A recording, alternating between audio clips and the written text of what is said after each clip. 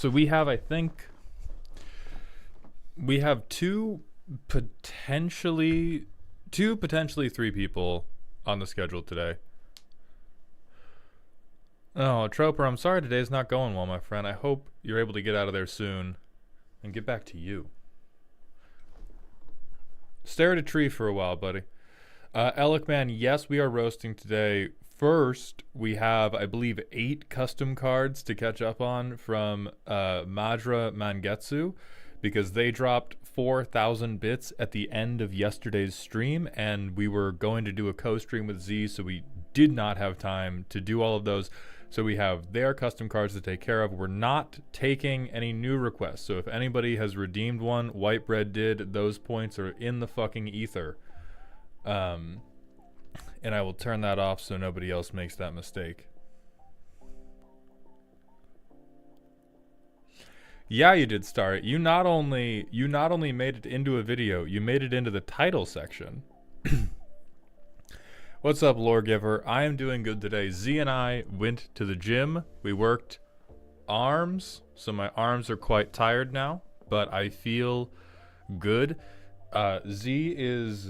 Z's really pissing me off. They get jacked super quickly. I have a storied history of testosterone problems that I've had to like claw back to normal testosterone levels over years of lifestyle improvements, and Z does like one set of 10 curls and has visible biceps. I'm tilted as hell. I'm tilted as fuck about it. Hell yeah, Alec. I'm excited to hear. I think the next so what's gonna happen for, let me lay out your next opportunity to drop a ton of custom cards on me, basically. Tomorrow, Z is going to be out filming something fun and cool, and so we have roasting to do. I may just stream for a long time because I'm sad, because they're not going to be here. And so we might dovetail into a variety stream at the end of that. If we stream Monday, that will definitely be a variety stream. And then Tuesday is probably going to be a set review with Elk. I haven't asked them if they're free Tuesday, but I'm going to try to get them to be free Tuesday. Shy Lovebird, thank you for that random Smasher Pass redeem. Let's get on it. And hello, Jack. So Jack is the first roasty of today that is present. I'm also looking for... Why are you looking at me like that, dude? Like, I'm...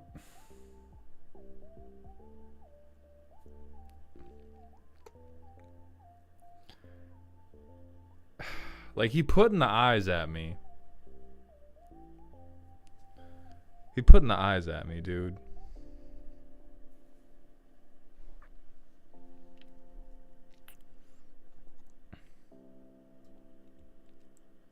Smash, I refuse to be judged, okay? If you're not rocking with me, ad break, get fucking banished.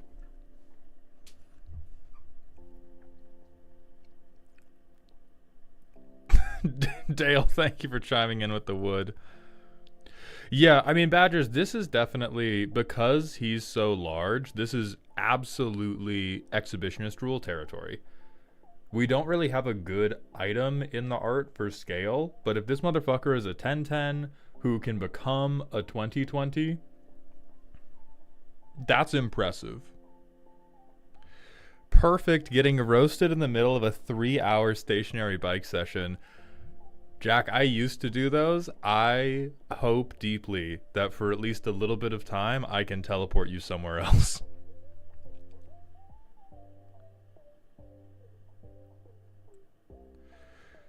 Doodles, I don't know how many Whovians we have in chat. Please just, when you post it into your Maulhound, say it is a spoiler, and I will say very loudly, hey, if you don't want spoilers for the next Doctor Who episode, look away for 60 seconds.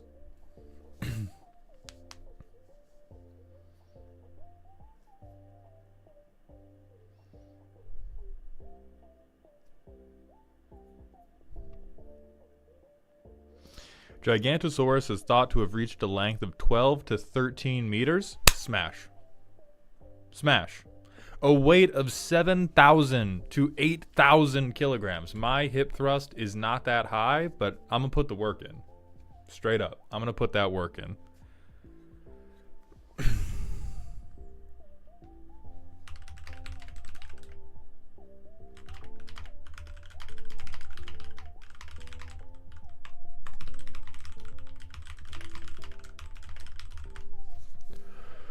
Lord Xavier, thank you for the 100-bit cheer. I was late to the raid out to Z yesterday and had to find Z's channel. I thought Z main character was just a nickname you had for Z and not her channel name.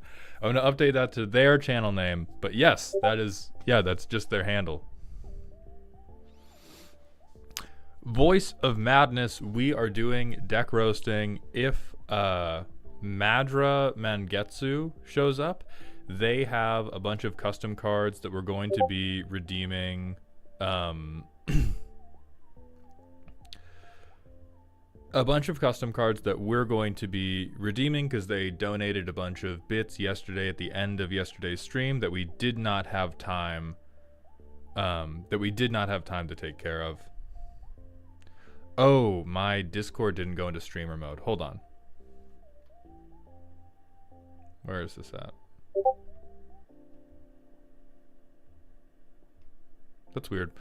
Normally, if my computer, if I just open the OBS program, it will put streamer mode on automatically. Xavier, you're good. You didn't know. It's no big deal. Maul, can I have one single yike coming off a 60-hour work week and moving 4 tons of concrete rubble? Joe Salsa, you have my yike and you have my sympathy, my friend. I hope you are able to rest soon. And I hope when you do, you dream of big, beautiful card draw.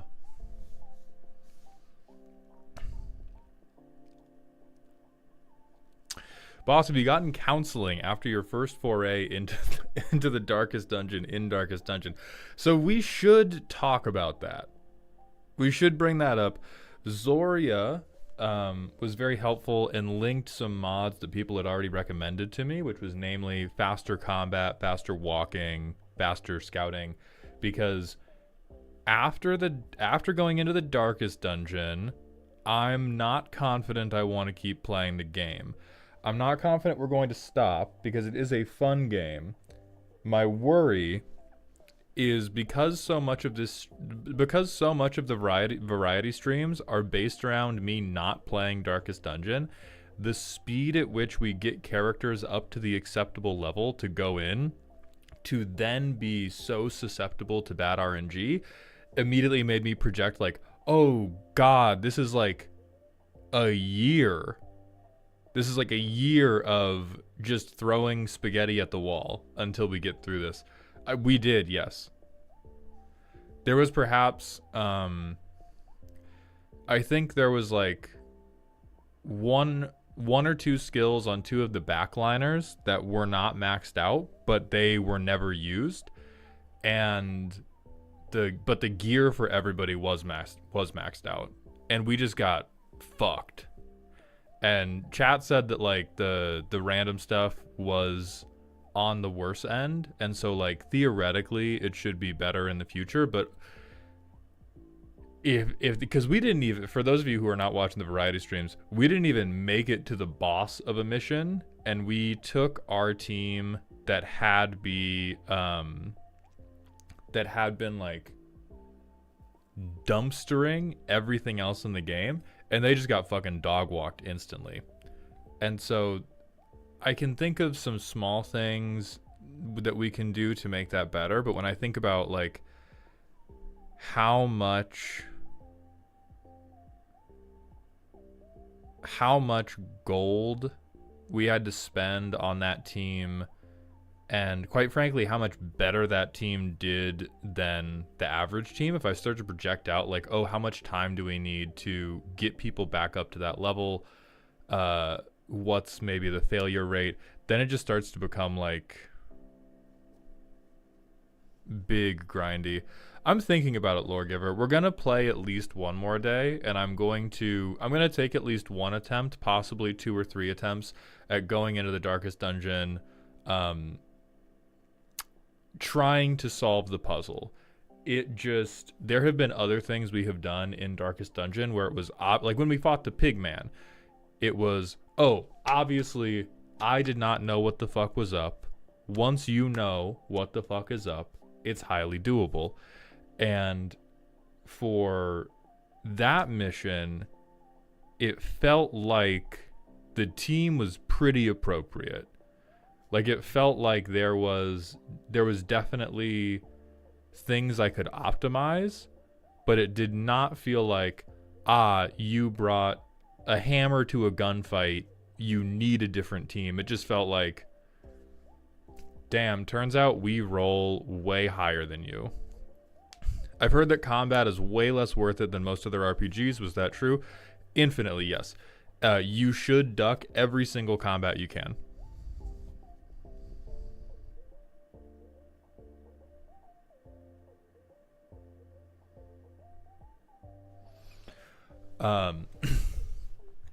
So the game's still fun. Like, it's when that Darkest Dungeon run happened, I immediately thought like, oh, that's kind of cool to play. That's horrible to stream, or at least the way we stream it. If I was a streamer where we didn't really vamp a whole lot, but because so much of the streaming is just like vamp heavy, and we move through it so slowly, the very appropriate atmospheric pace of the game is just like dog shit. Just straight dog shit for playing it.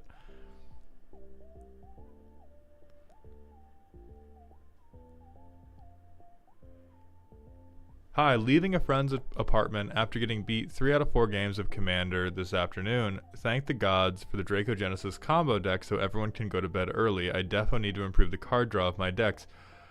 If only you could have lost 4 out of 4.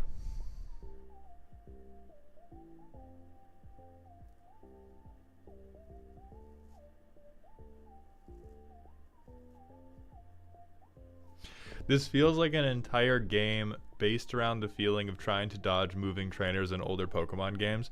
I don't think it's that bad, but yeah, it's... See, in Hellcat, I might try out Clair Obscura. We have, one of our regulars, Zenorum, has put a $100 bounty on us playing XCOM 2. So I'm also looking at XCOM 2, but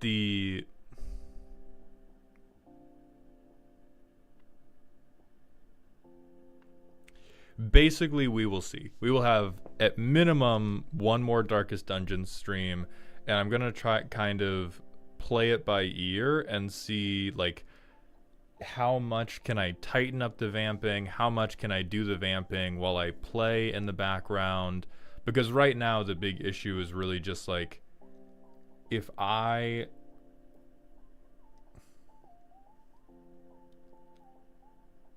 you can't really just like AFK navigate or I am not yet good enough to AFK navigate my way through the game while doing the vamping. I can do that in some of the lower level missions, but for a lot of the stuff to get people into position to do the end game content, I'm either paying attention to the game or I'm paying attention to chat.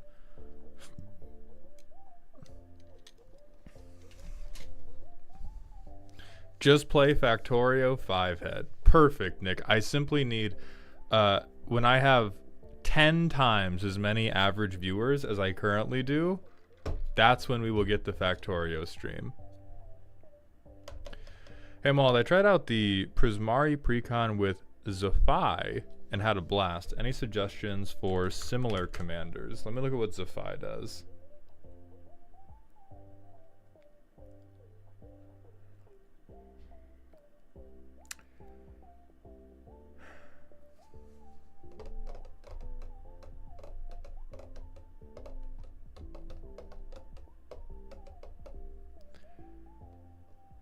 I mean, it's mostly just, hey, give me a spell payoff, please. Something that seems tangential to this is, all right, bitches, is Ovika. This one's a bit tougher because they're almost twice as much mana, so it's way harder to get them onto the field in a reasonable amount of time. But you do have that, hey, every time I cast spell, me get board presence and or damage. The other one is, there's one from Thunder Junction that can also do, hold on. I feel like it's, yeah, this guy. So looks very expensive. However, you can cost reduce them by just cantripping or by milling yourself, whatever. Then it has prowess, and every time you cast your second spell, you get Big Dragon, who also have prowess. And so I would say Eris or Ovika are probably going to be up your alley. Eris is more of spell slinging, because he cares about second spell each turn. Ovika and Zephi are more about just, what if I tapped out for like a massive fucking dumper?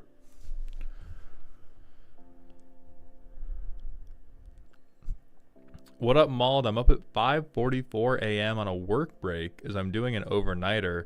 Do you know any other similar commanders to Vazzy?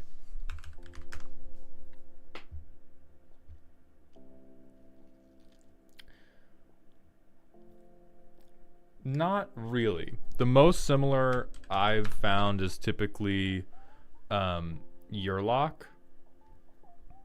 But a lot of the cards you'd include are going to be very, very different. And motherfuckers love to try to make Yurlok combo, which I think is ridiculous. Boss, I have a question about the Slime Against Humanity and power-based draw effects like Temur Ascendancy and Elemental Bond, because the spell says it creates a 0/0. Alright, so for Elemental Bond, we have to get something with power 3 or greater. For Slimes Against, or is it Slime Against? It is.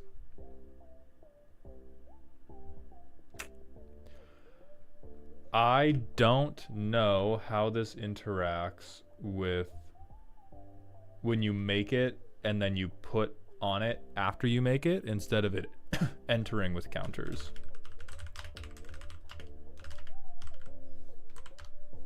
Let's Google this together. They don't work.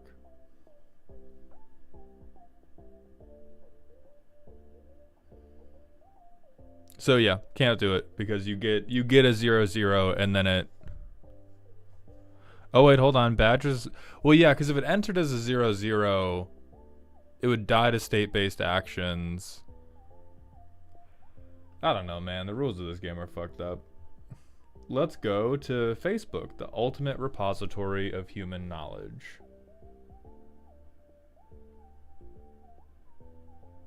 One person said no.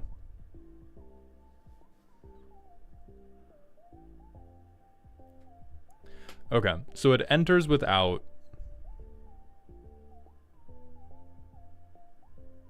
It enters as power 0, and then you get the tokens on it. So I believe this does not work.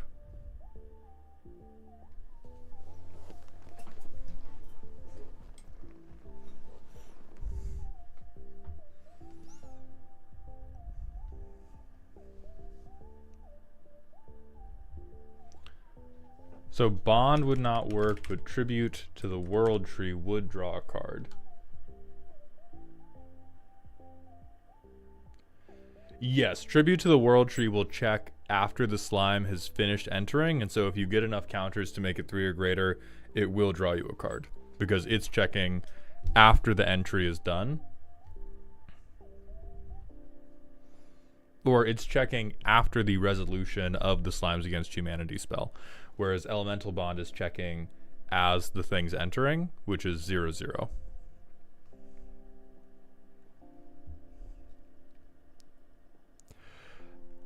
Hi boss, my pod has turned on me and my Shiko and Narset deck after I briberied and treacheried them multiple times. I'm adding more interaction to my deck and wondering if I should go Deflecting Swat or Fierce Guardianship. Any thoughts? It depends. Educated Fool, first of all, great job. I love stealing. I love taking things. Bribery is one of the best spells blue has ever been given, and more of us should use it. For deflecting SWAT versus Fierce Guardianship, it depends if you are tired of being shot in the chest or if they are just like winning the game. Fierce Guardianship, more and more I am coming to accept as a much worse protection spell than deflecting SWAT. Fierce Guardianship is much better for somebody else is trying to combo, somebody else is trying to win the game in a way that involves a non-creature spell being cast. Deflecting SWAT is the ultimate, you're not fucking with me. If you are trying to kill my commander, if you are trying to blow up one thing on my board, because deflecting SWAT is not only, it is effectively you counter the spell and you copy it. Because the spell is still out there, but now it's being directed at sender, it's being directed at something else, versus Fierce Guardianship, which is just like the kill spell is now gone. So deflecting SWAT is almost always better if you are just trying to defend your own shit from single target removal or single target interaction.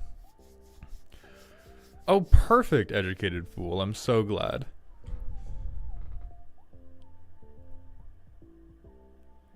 Yeah, redirects. I think redirects are one of the last bastions of slept on interaction in Commander. There are some that are more widely used, like Untimely Malfunction. This is a card where, hey, we knew it was good when it was printed because it was modal. There's also like Bolt Bend that a lot of the Stompy players, they've been huffing these farts for years now because they always have something with power 4 or greater. But redirects in general, so good. Return the Favor, Will's Reversal, anything that take, like in low power, 1-for-1 removal is so bad, and so it's just so rude to boing whip somebody else's one-for-1 removal because it was already a bad investment for them. And it's theoretically a bad investment for you, save for the rush of dopamine you get when you not only cuck their removal spell. Well, no, it is just full cuckery because you're using their removal spell in front of them. Yes, Untimely Malfunction is the best, which is why people have more broadly used this one, because they put it in instead of a braid and they feel very, very good about themselves. But more people should probably be running like Return the Favor. Like being able to copy stuff. If somebody else has a good ability, has a good spell, that's mine now. Right? And then if they try to kill you, or do both. If you're holding up, like, hey, you land past because you didn't have gas in hand, anybody tries to do anything bad, copy it, and no, you didn't. It's incredibly dope. John NASCAR, Chef's Kiss is hilarious. Is this a real card?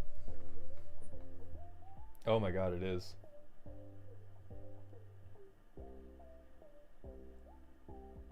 That's pretty funny. Yeah, like we need shit on this. We need more people to be on this shit. All right, hello Madra, you are here. So what we're going to do is we have roasties to go today. First, we're going to do the Patreon updates. They are relatively small and perfunctory. Then the people I'm looking out for on the roasting today are Jack Card, who I know is here and I know is suffering on the stationary bike. And then it is Brosenthal and Tusken Fury are the three. Those are the three roasties for today. But Madra redeemed 8 custom cards. And so we are going to go through those and then, or we're going to go through those after the patron updates. We'll probably have to hit an ad break at that point, and then we're going to open with Jack's deck. Good? Good. So, Patreon updates. The my Patreon supporters, who I'm eternally grateful for, you guys have allowed me to make this into a career, have been floundering for like 2 months. Because at the beginning of me having a Patreon, the deck roasting was tied to a tier reward on Patreon, and when we moved that over to Ko-Fi because it had become too popular, all that was really left is like the verbal and written shout outs on the long form videos, and then we do Patreon League nights in the Discord, but those aren't particularly popular because League of Legends is not the primary game I make content for. And so I have decided that I am just going to make daily Patreon specific content. And if you went, oh my god, I'm going to get so much Maultown content if I'm on Patreon, plot twist, it's all going to be shitty. So the thing I'm going to try to do is more behind the scenes content. This is something that I've tried to implement on Patreon a number of ways since the beginning of my career, and I've always been relatively unsuccessful because I'm always quite worried about either like editing it to be really clean, scripting it to be clever enough. And so what the Patreon content is going to become is some type of short and sweet, off the wall thought about today. It might be motivational content, it might be a deck idea. The thing I posted today was a short write-up of the VV Stompy deck that some of you saw on stream earlier this week. Some of it will be like particular cards I want to call out as funny outside of the context of a YouTube or TikTok roast itself. So just being like, hey, if you have not heard of Chef's Kiss, please try playing this in your lower power games. And so that is, and the hope, as Starry-Eyed is stumbling backwards into, is that it will feel more personal and sincere because it will be more off the cuff. That does mean it's going to be significantly different to the content that I currently publish on like Instagram, TikTok, and YouTube, because that I'm very persnickety about.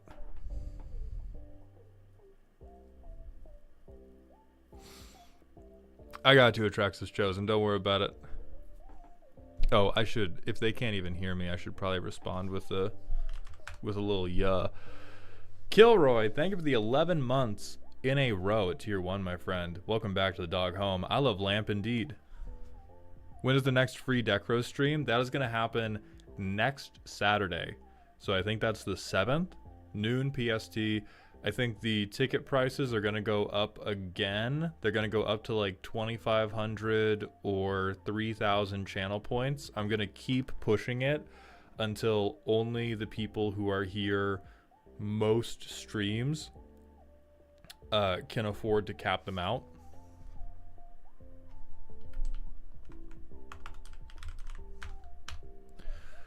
Oh yeah, I've paid out the prediction from last Darkest Dungeon stream. So that is the Patreon update, is you're going to get something daily. That is what I can promise. I currently don't know. I don't know what the mix is going to be between filmed content, written content, and magic content versus like funny content versus motivational content, etc., etc. But there's going to be something daily for Patreon. Is there a version of this card that targets abilities and not spells? One of my friends plays Alibu. Yeah, we were just looking at it. It is not 1-for-1, but it's called Return the Favor from Thunder Junction. You can spend 4 mana to both change the target of the original ability and copy it, or you can spend 3 mana to either copy it or redirect it. Nightsea, thank you for that rant redeem. Have you thought about Rome today? I have not, but now I am thinking about it. So by virtue of you asking that question, yes, I have. All right, with the Patreon updates out of the way, let's move into the custom card warm-up section where we look at the stuff Madra has sent in. All right, we have a Runaway in the Night, a 4-mana artifact Snare. During your turn, oh, so we're doing Yu-Gi-Oh! Trap cards. During your turn, you may cast it face down as an artifact for 2, turn it face up anytime on a later turn for its snare cost, so it's like Morph When this artifact enters or is turned face up, exile target creature or planeswalker.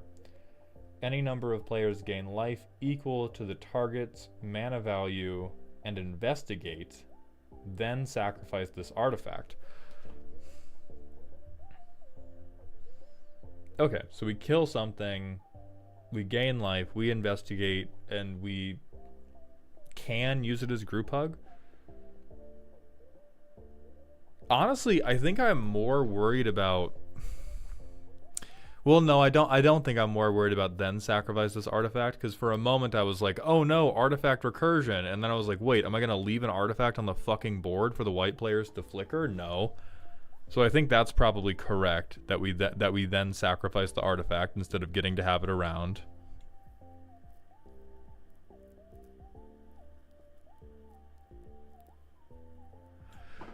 The wording on it is a bit weird for an artifact, but I think the last thing I'm concerned about in these custom card reviews is fucking grammar school.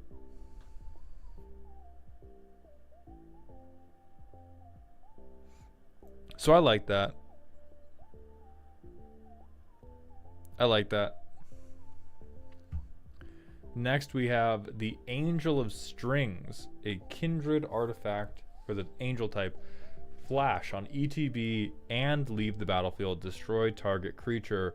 Whenever a card leaves an opponent's graveyard, creatures you control get +1/+1 till end of turn. I don't think so. At the beginning of each player's end step, sacrifice this artifact that player's graveyard is empty, or miracle for 2.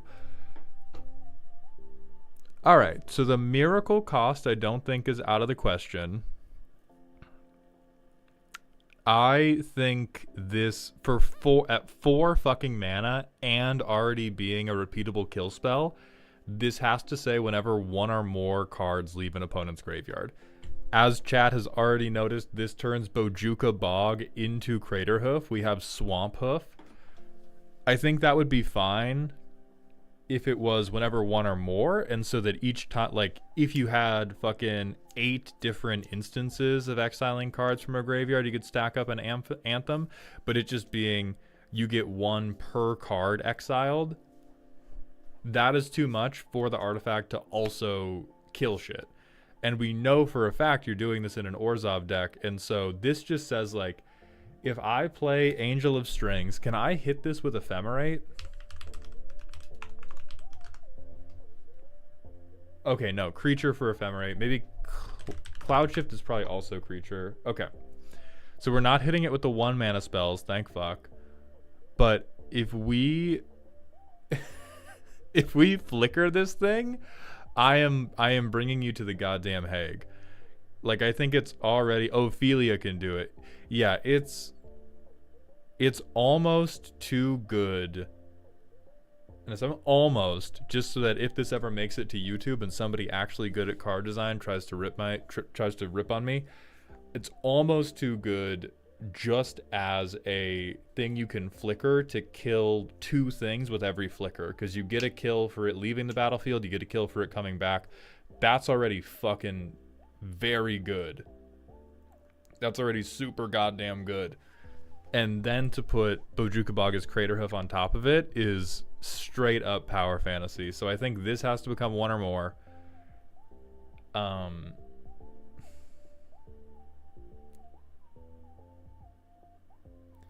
I like the sacrifice clause as a downside. I do not like the sacrifice clause as enough of a downside to hold this card back.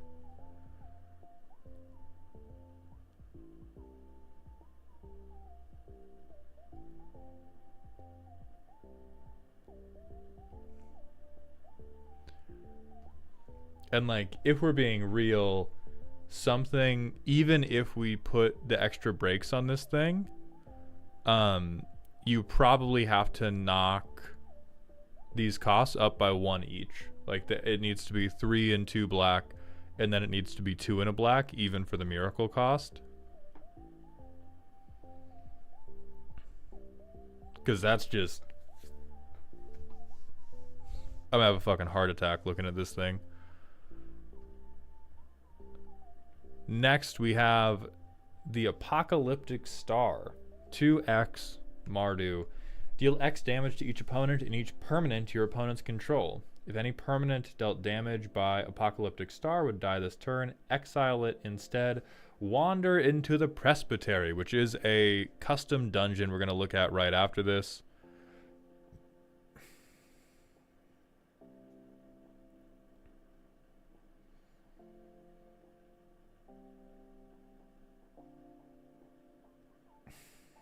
Oh, this is like doing 3 different types of calculus on mechanics I have no idea how to balance. This is probably fine. Permanent is weird because it technically means you're dealing damage to artifacts and enchantments, but those won't die anyway. Oh yeah, true. You could be like exiling battles instead of defeating them. I feel like it would be easier to capture that if you said... Or you're trying to hit Planeswalkers too. Okay, then we're not in grammar school. We're in card good school. I think that's fine. I think this having a miracle cost, sure, that's probably thematic. This cost is quite fair.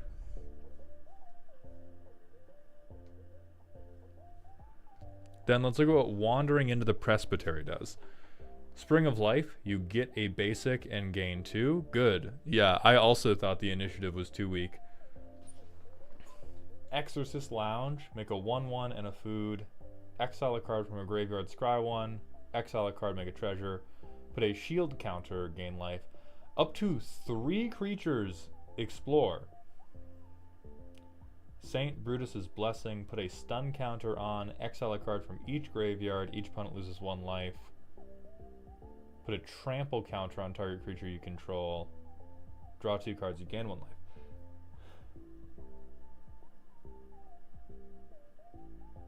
We are all over the place on the heat map of which of these are good.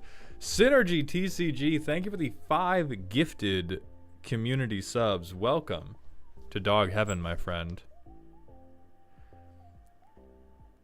Initiative, okay, the initiative but better allegations are totally fucking defeated as soon as we get to Golden Dawn. So like Spring of Life, we've tacked gain 2 on top of the initiative, right? Let's look at the initiative just to have a 1-to-1. Oh, fuck you, TCG player. You union busting pieces of shit.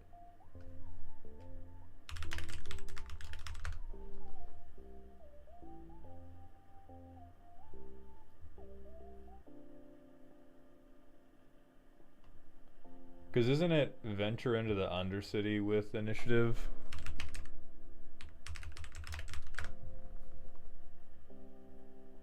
Yeah, you go into...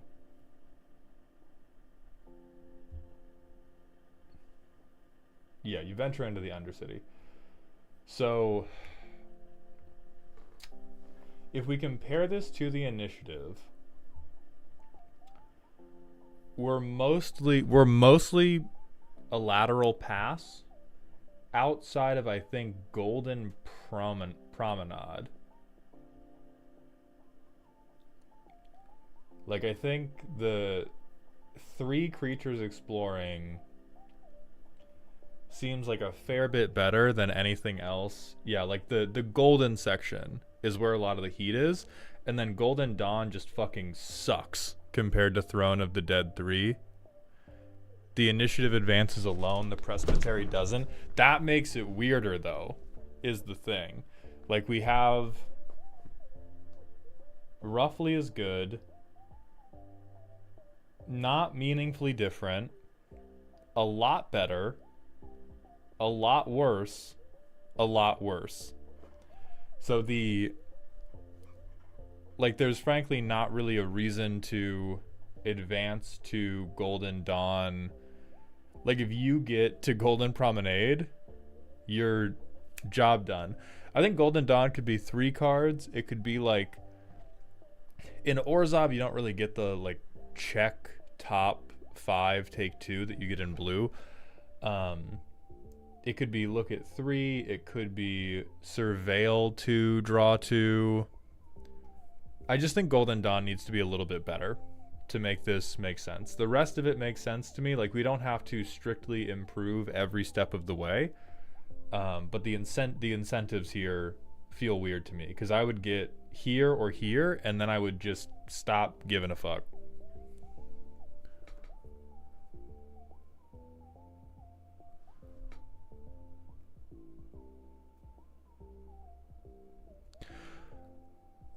Jet, thank you for that personal question. I've just started working out. Do you have any advice on how to work out? In particular, how do you choose what you do when you go to the gym? Decision paralysis issue that I don't know how to solve. Okay. So Madra, we're going to derail for just 5 minutes for me to talk about Fit Boy stuff. I have done a ton of different workout plans over the years. I've done like bro splits. I've done bodybuilding specific training. I've done powerlifting training. I've done like rowing specific training. For the most part, it doesn't matter. Anybody telling you it matters wants to get likes on a video. Most of the stuff that really matters about it is giving each muscle group a little bit of time to rest before you work them again, and making sure you're hitting each muscle group again within about a week or so. Like, you want to give it at least a day of rest before you hit it again, and you don't want to give it a week or more of rest before you hit it again. Those are really the only 2 bounds. And then it's just like whatever's fun. A thing I like a lot, I'll give you a template just because I realize structure is often helpful. So I'm not saying like abandon structure totally, pick yourself up by your mental bootstraps and just lock in. I just want to impress upon you, I'm going to give you a template right now. If this template changes, does not fucking matter. As long as you're going and enjoying yourself, it's going to work. I think the order I typically go in is I do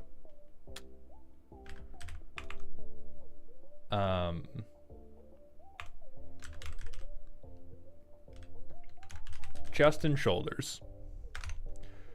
In chest and shoulders, what I always do is incline bench. I always do some type of chest flies. Sometimes this is inclined. I think these are the only 2 things I do every single time I work out. What I will sometimes do, depending on my mood, I will do overhead press. I will do lateral raises for my deltoids. I will do close grip bench press. That's really it. Another workout I'll do is back day. Stuff I always do. Lat pull downs,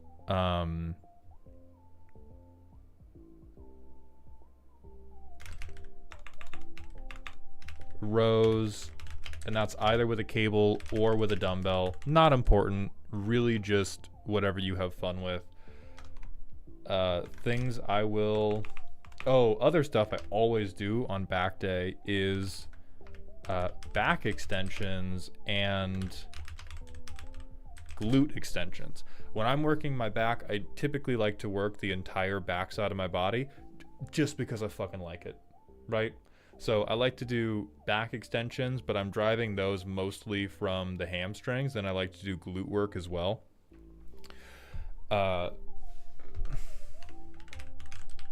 Probably should do, but I don't because my back is a mess from rowing, is some type of deadlift.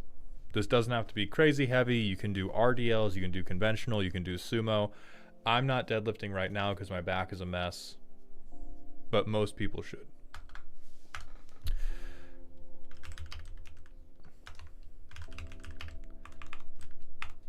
leg day, what I always do is I always do leg extensions. So these are like the quad extensions. I always do some type of leg curl for hamstrings. I always do some type of leg press. Right now, I don't really do squats, also because my back is fucked up. I'm working on a lot of like knee and ankle stability training on my own time to get those healthy enough to squat again.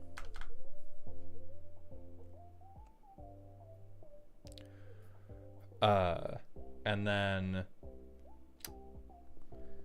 the last thing I'll do is like an arm day.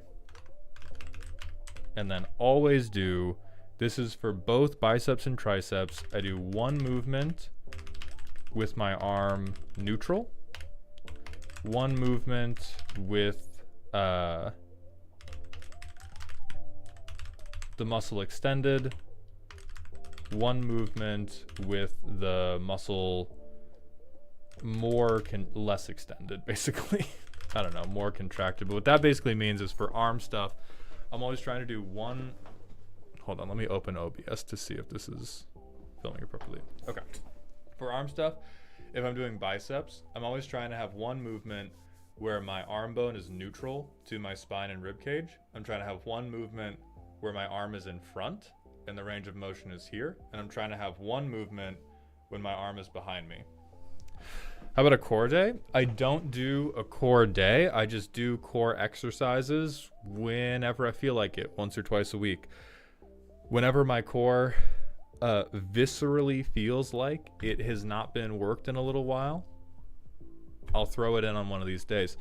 And so if you're trying to go to the gym less often than 4 times a week, all that happens is you pick 2. And that's gym day 1.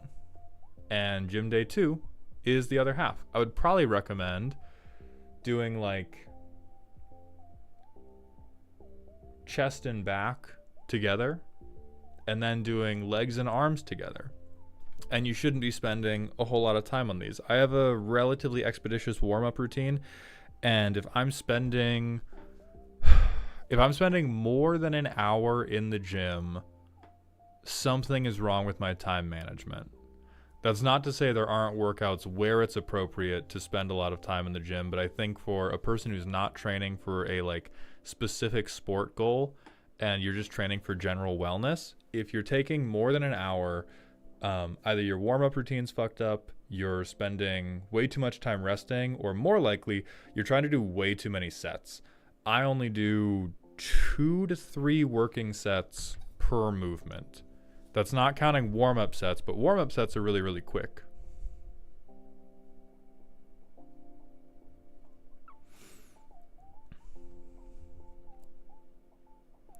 But I think that is the most concise I can be about how to work out. And then what I'd also recommend, something that Z and I have been discovering together, is the power of just fucking walking. Humans are meant to move. Motion is good for you. Don't try to walk 10,000 steps a day if you haven't been walking regularly, but start at like, did I walk at least a mile today? Did I walk at least 2 miles today? And build up over a period of weeks or months. And just getting in the regular low intensity cardio of walking around. One, it'll be good for your brain because you're hopefully going to be out in nature getting sunlight and either interacting with your local community or at least stimulating your brain with new visual experiences. And it's going to help you burn just a few more calories. I once heard the heuristic that every mile you walk is about 100 calories burned. I've generally found that to be true. And if you're just in a 300 calorie deficit a day, you'll get ripped in a couple months. Depending on how heavy you are to begin with, of course. But you will, maybe ripped is the wrong word, you will see a significant visible change in how you look if you just exist in a couple 100 calorie deficit for a couple months. If your weight's not changing, you're just not in a calorie deficit. You've either done math wrong or you began eating more to like you went, I walked today, so now I get to have a donut. Don't do that. Or if you have the donut, just have fewer calories elsewhere, right? It's all just math.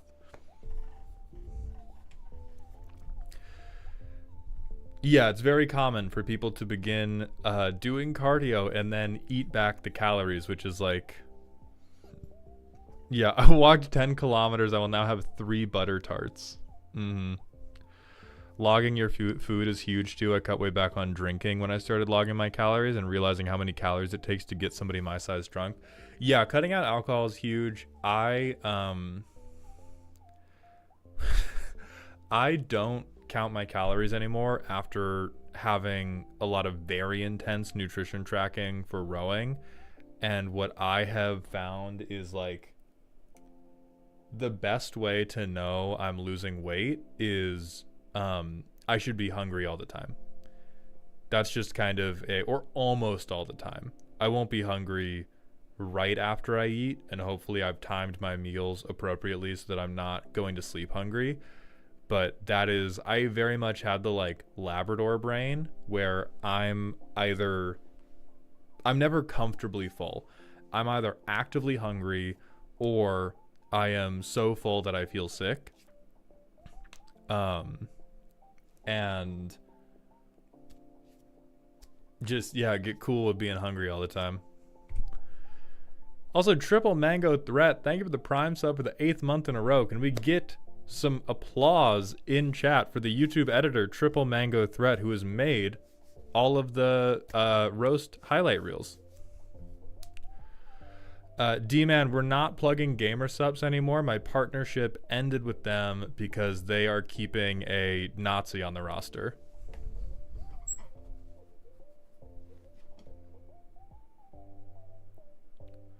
Yeah.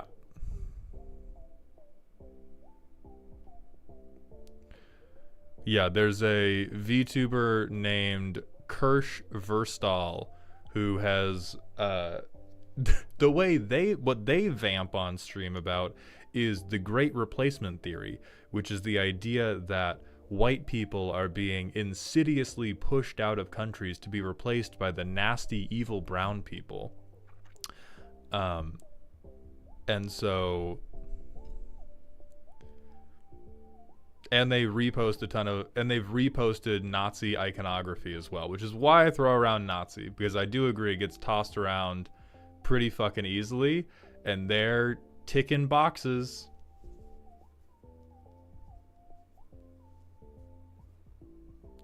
Tusken Fury, thank you for the 500-bit cheer for the ethics. You're still never going to trick me into playing green.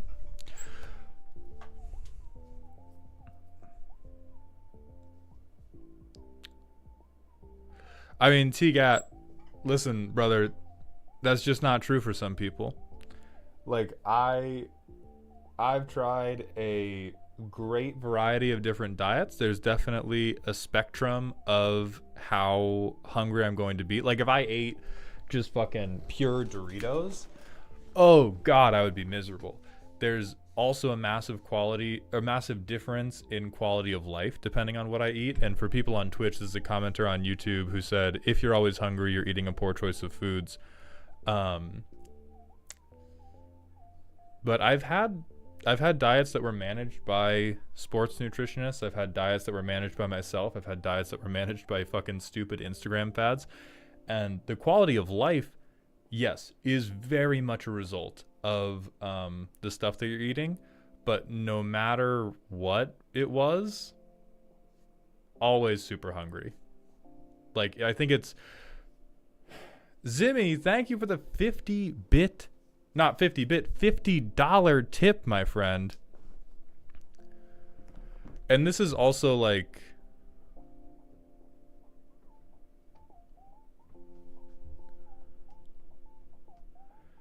Dog, you're barking up the wrong fucking tree. I've trained... I've been a high-level rower on a carnivore diet for a year. I've stuck to plenty of diet plans. This is like... And this is also coming from someone, I've had a very easy time moderating my weight however I want it to be. I just think it's bad to give people the expectation that if you just get your dieting right, it's gonna feel super fucking sick the whole time. Like you can feel very good on a diet. You can feel much better on a diet than you felt on a surplus. But I think it's important to disconnect the idea of having a good quality of life from never feeling hunger. Because that was a thing that fucked with a lot of... Hi, baby. Hi, may I have a mic? Yeah. Thank you. Because when I was a high schooler, that was the thing that messed with... that was what messed with my consistency in high school. Was everybody kept fucking telling me, like, oh, if you get on the right plan, you won't be hungry and it'll feel good.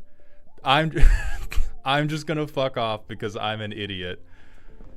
Like, bro's never heard of ghrelin in his fucking life. All right, so now that dumbass is left, let this be a PSA to everybody.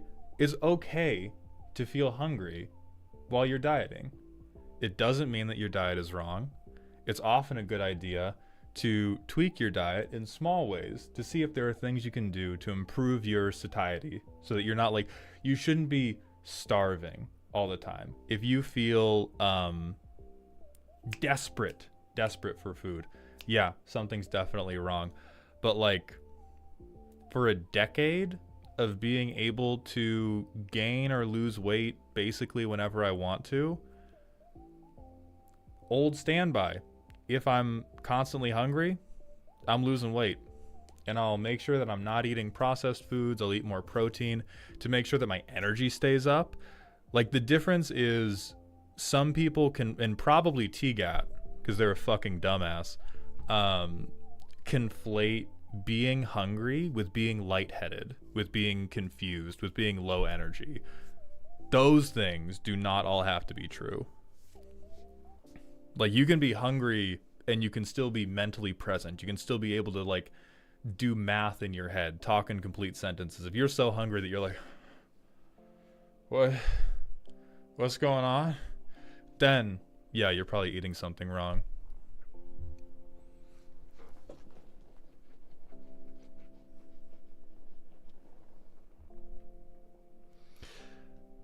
Yeah, lightheadedness is usually like lack of water, lack of salt. Your blood sugar can be low, and you can like fix your blood sugar without eating a ton of calories. Why are people so fucking dumb, man? All right, let's get back to Madra's cards. After Zoria, thank you for the personal question. We're doing at least one more Darkest Dungeon stream. I'm going to make at least one attempt to build a team that is set specifically for the challenges of the Darkest Dungeon to see if that can make it feel less RNG dependent, even though I understand it's never going to be not RNG dependent. But if it doesn't, yeah, it's just ugh.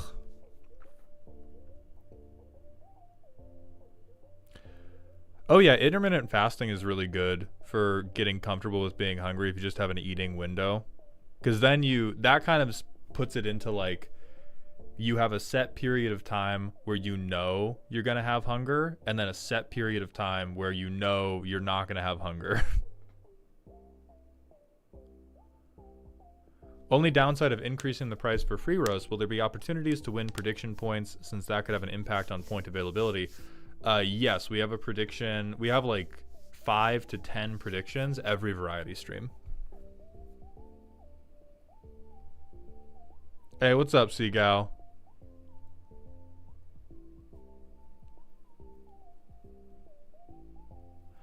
Lucky Gizmo, I stream almost every day. We stream magic stuff probably 2 to 3 times a week, and then we stream variety stuff another 2-ish times a week. So I think there's Thursday and Tuesdays are the only days I'm not regularly on, and then Monday, Wednesdays, Friday through Sunday, I'm almost always streaming something. All right, back to Madra's stuff. Now we're on some of the custom legendaries. These are all from the same deck, by the way.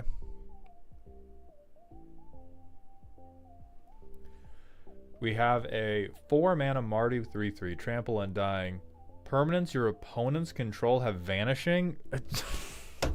Where's the fucking Vine Boom? Whenever a card deals damage to you, you may exile a card from your graveyard and then put a number of time counters equal to its mana value on target non-land permanent.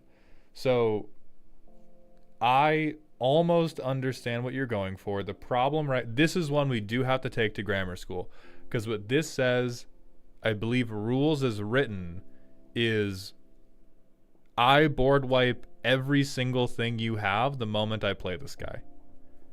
Because I believe, well, but let me double check that.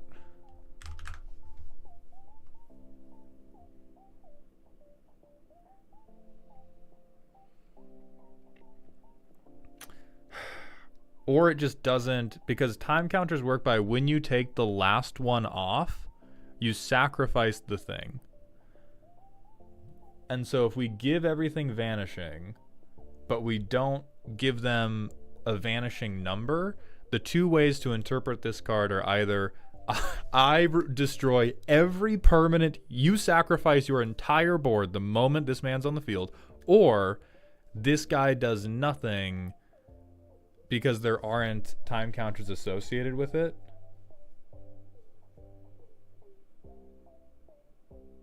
And so I can see the grand vision.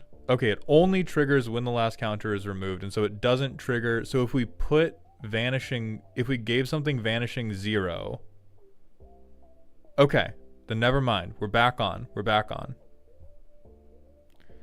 So whenever something deals damage to you, you may exile a card from your graveyard, then put times counters equal to its mana value to target non-land permanent.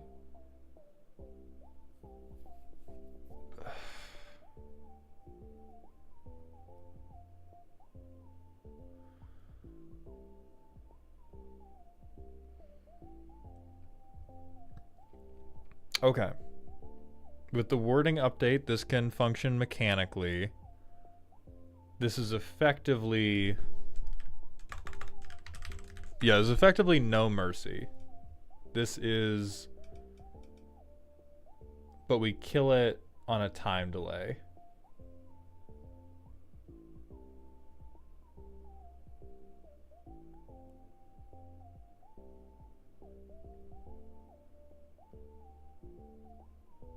I think that's fine.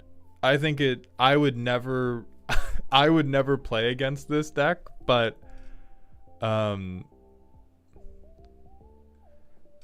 It's better than no mercy, though, because you don't have to pick the damaging creatures. I don't think that's... I think it's a fair bit worse than no mercy, because you need a non-land thing in your graveyard to exile. Like, if you... Like, we're all talking about, like, oh, here are the things you can do to give yourself a ton of targets in the graveyard. It means you have to dedicate slots in your deck to making sure you can hit that. Yeah, and if you kill this thing, then the removal thing never happens. Well, it's damage to you, Smitty.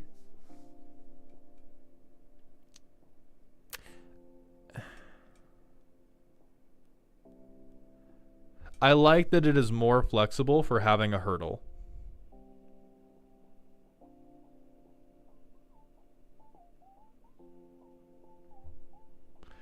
No, Felian, you cannot, because if you exile a land, you will put no counters on. There will be no counters to take off, which means it does not sacrifice. Yeah, if you put 0 time counters on, nothing happens. Like, the way you make this deck, the way you would make this maximum annoying is if your deck was full of 1 mana cards. But then you are paying the price of having a deck full of dog shit 1 mana cards. So I think on balance, with... I'm going to take back the Vine Boom, take back the Immediately No, because I didn't know how Vanishing worked. With how Vanishing works, I think this is pretty fine. No, mana value is deeply fucking important. Mana value is deeply fucking important.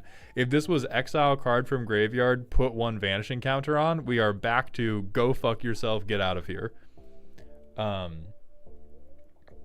But with it being exile thing, put time counters equal to mana value on, I believe that is an appropriate hurdle for the added flexibility of being able to target things other than the creature that hit you. Alright, then we have Brother John He, a 4-mana Boros creature. On Cleric ETB, target creature you control gains +1/+0 and first strike till end of turn. And a Cleric attacks an opponent with no cards in their graveyard, it gains double strike. That's chill. That's, there's one of the Boros Lord of the Rings cards that's like that for humans.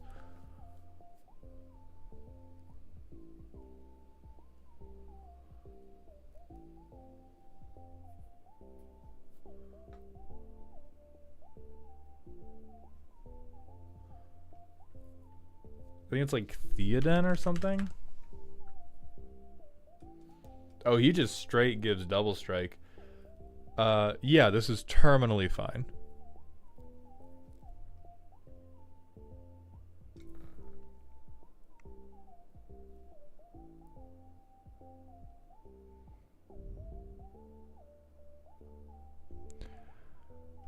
Okay, after this we have Brother Abel, 3-mana 3/3 with flash.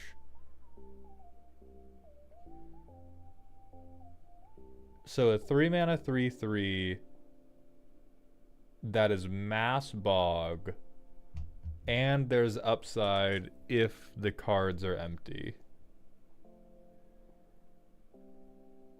This might be too good, but along an avenue that I don't understand very well. This is not 3-mana draw 4. Well, it can be 3-mana draw 4 if you're doing it to empty graveyards or if you blink him. But this does not seem like a deck that wants to exile its own graveyard. Yeah, it's 4-mana draw 4. 4-mana Ancestral Recall.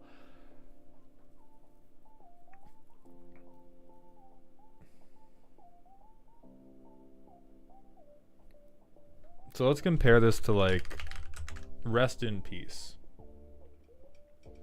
Rest in Peace has an ongoing effect. It hits everybody. I'm going to say that Brother Abel being able to hit any number of target is much stronger than just flatly hitting everybody's graveyard because you can protect your own. Now this guy combined with Ephemerate is 4-mana draw 3, gain 9. I think that is too good. I don't know if this has to be like exile a card, exile up to 2 from any number of target graveyards, but I do not think we can combine you get to choose with you get to hit everything with you get upside if you didn't hit anything. With flash. Like, we either have to make you not have a choice about exiling your own, or we have to limit how many cards you can exile from a graveyard, or you have to not get the benefit for hitting an empty graveyard.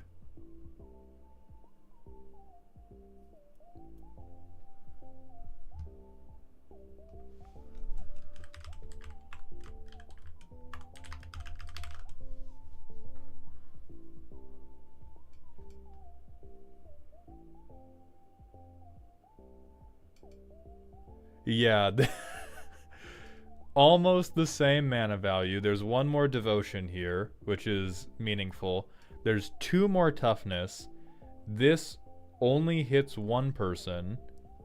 If you use it to try to get card advantage, instead, it's only scry instead of draw, and you popped the life gain higher.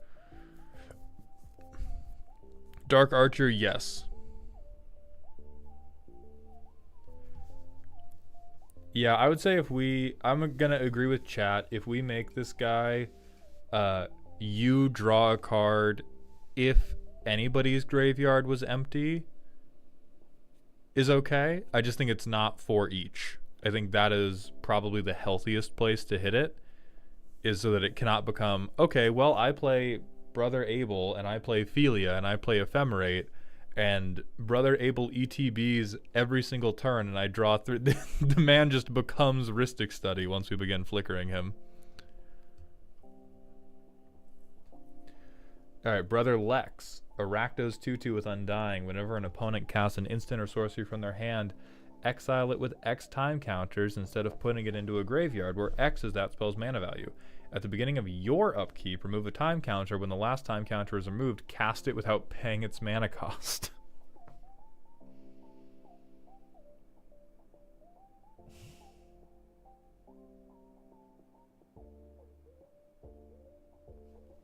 Okay. Let me attempt to recover from what I have just read. And then let me attempt to recover secondly from the art.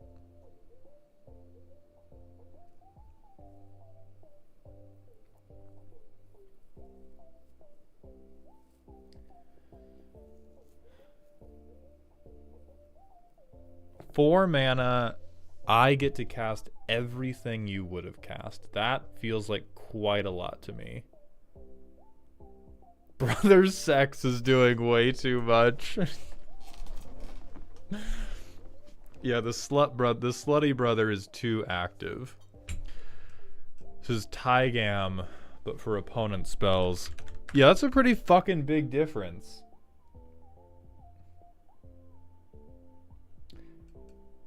I think it's legitimately too far of a stretch to call this Tygam, because Tygam we have to jump through the hoop of we have to cast 2 spells, which is going to naturally gate the mana value of things that we can suspend, versus Brother Sex over here is just going, well, I exist, so now I'm... Okay, hold on, where'd he go? Let me close. I'm some cursed amalgamation of Tygam and Douthie Voidwalker. So like every piece of removal you cast, if you don't cast it at this guy, I get to use it. Every piece of ramp. And it's also for all of these. Like a time counter is coming off.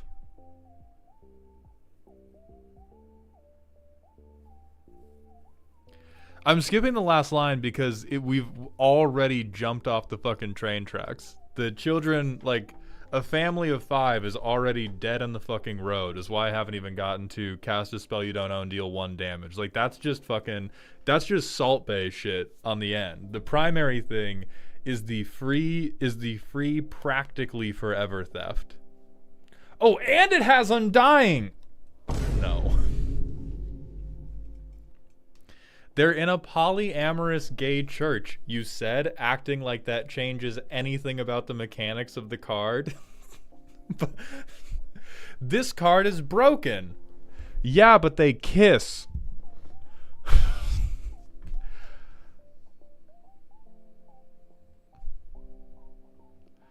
I think,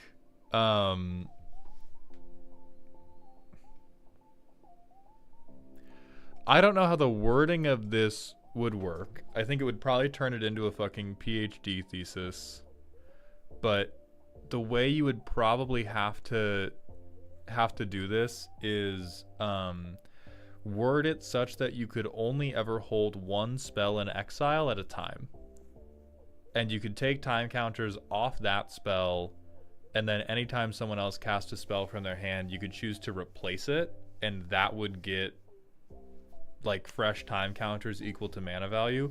Like you can have you get 1 spell in the crock pot at any given time, but just having this non-stop conveyor belt of we feed you every instant and sorcery we cast is, yeah, way too fucking much.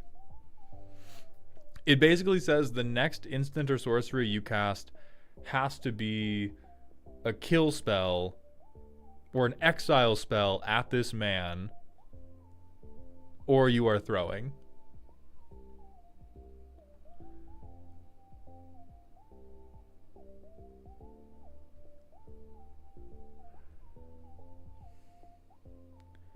And then the most just fucking normal bear bait ever. Yes. This man can get his kisses. Sure, a 2-mana 2/2 can have upside. Who cares? You're never drafting this shit. My heart hurts too bad.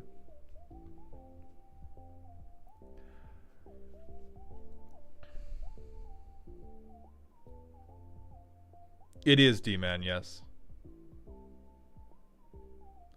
I was forced to describe the suspend mechanic because just saying suspend didn't work in the rules. I mean, the problem is not describing the suspend mechanic. The problem is very specifically that you can stack an endless amount of spells and move all of them towards being played for free. Like, it's...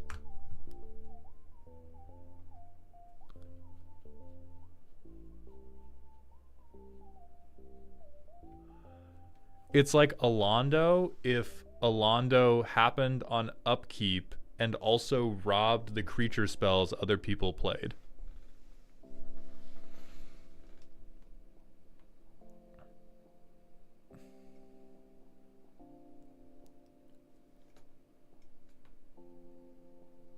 What's up, Squid Squad? How you doing?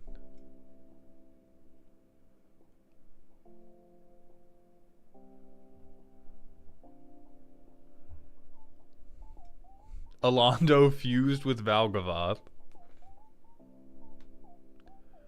Time, I do not think that's true because this says from their hand.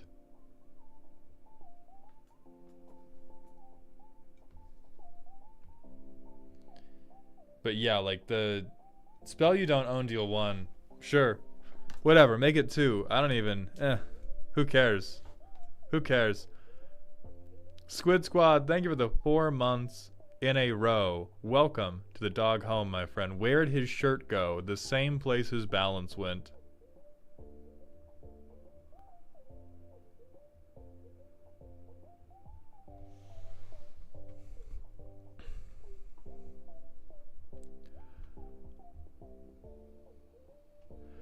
And then now we have to catch up with white breads, and then it is time to get into Jack's roast for his last hour of the bike session. Panda, Cursed Doll. A 5-mana 4/4 with trample and haste. For Gruel, either or, and tap, it can fight a creature you don't control. When it dies via damage, return it to the battlefield transformed. I think that wording's weird, but who cares? Gorilla Mode, 4/4 with trample and double strike. Unblockable drumming beat. Whenever Panda attacks, it deals damage equal to its power to the player or planeswalker it's attacking. That's pretty cool.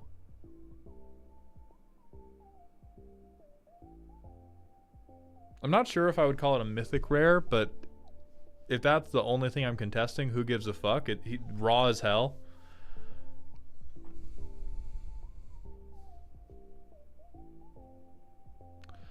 JJK is about this. Oh, Disgruntled, I hadn't seen you in chat yet, so we just hadn't looked at it yet.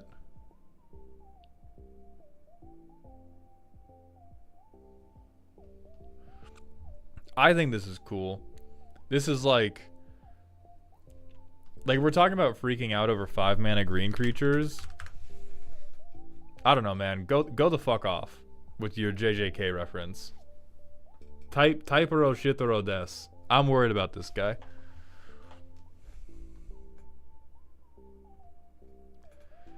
Then we have Junk Chucker, Artificer's Bane, a 5-mana Gruul 4/5. When a non-land permanent ETB is under your control, if it's not an artifact, exile it. Artifacts you control have tap, sack it. Junk Chucker deals X to a creature, planeswalker, misspelled, or player where X is this artifact's CMC. If an artifact is sacrificed this way, put a +1/+1 counter on Junk Chucker.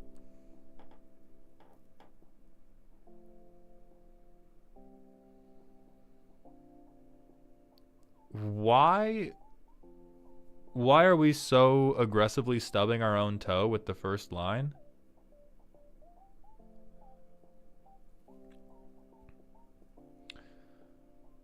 I mean, overall, I think you can cut the restriction.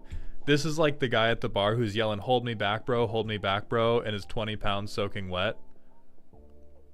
I like the I'm chucking trash at you. I legitimately do not think this second line is powerful enough to require any downside. You can just have this. You don't have to earn it. You don't have to ask nicely. I give it to you freely.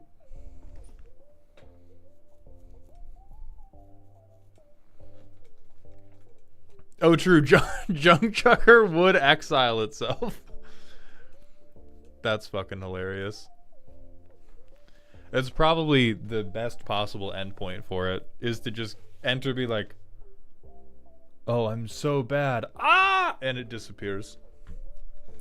Why is the set symbol a dick? Because it makes disgruntled laugh.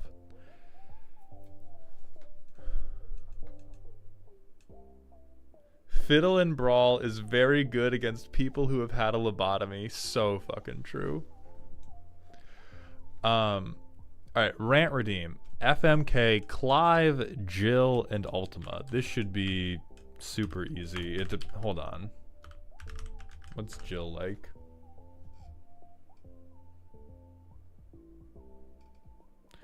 Okay. So you've given me a fuck, marry, kill. You've given me a fuck, marry, kill with an age-appropriate woman,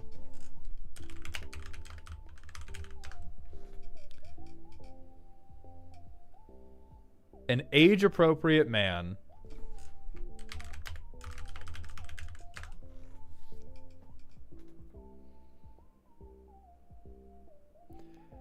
and a giant, weird tentacle god.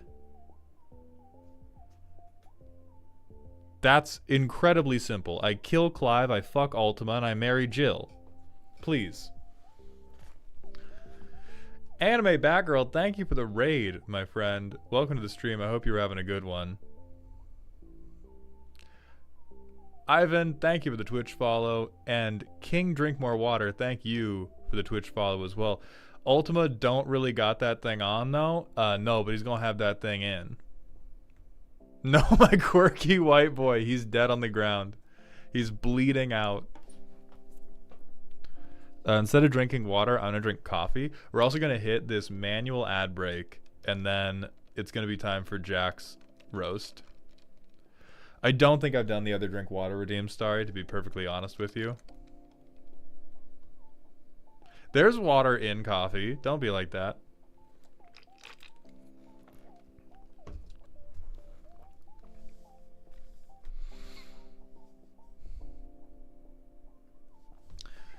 Okay, you're asking chat, but I'm weighing in. What's the best fake flavor? Blue raspberry, banana, or grape? If banana is in the race for any of you, something is wrong.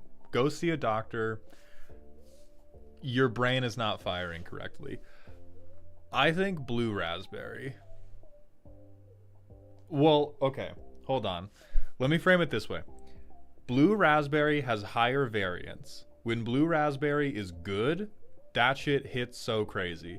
If you get some bad blue, that shit is always below grape. Like, good blue is always the best. Grape is basically always solid. Bad blue makes you sad. And banana is just straight dog shit. Yeah, there's just no middle. Like, grape is showing up, punching in, putting in a consistent effort every single day. And blue is like a guy who just started listening to David Goggins, and so every day for him is either completely locked in, pedal to the metal, or he's given up on himself totally.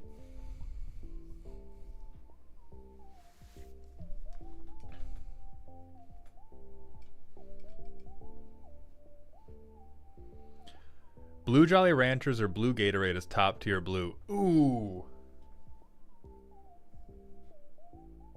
I don't know that I've had a Jolly Rancher in a long enough time. Blue Gatorade's good.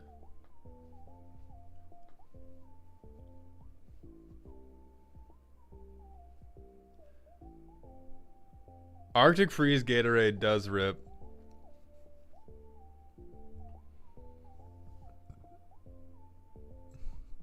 I don't do soda, but store brand grape soda, legit. I agree. Then Havoc Hammer, thank you for the drink water redeem, which I'm gonna drink more coffee for, because I'm a sleepy boy. I have not seen the Gator Wine video, but I've heard the word Gator Wine.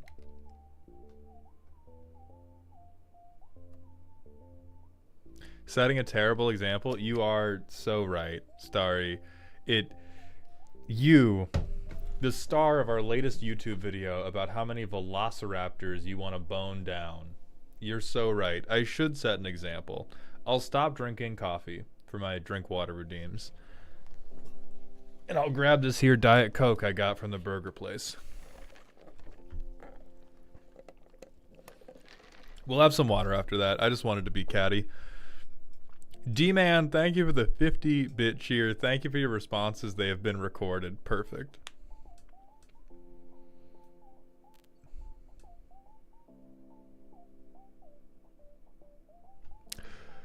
Slap that mech. If I was not sober, vodka would have been a great bit for that. I can recognize the comedic genius therein. And yeah, if I had not sworn off alcohol, there would absolutely be a, all right, thank you for the drink water redeem, and then just, actually, no, I don't think I can do that on, no, I can't. That's a real bad example. Coffee's at least like hee hee hoo hoo, but even if I drank alcohol, period, that would be like,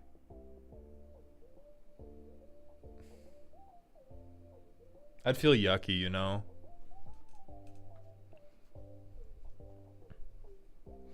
Downing vodka for the bit before the first deck roast would definitely be a choice.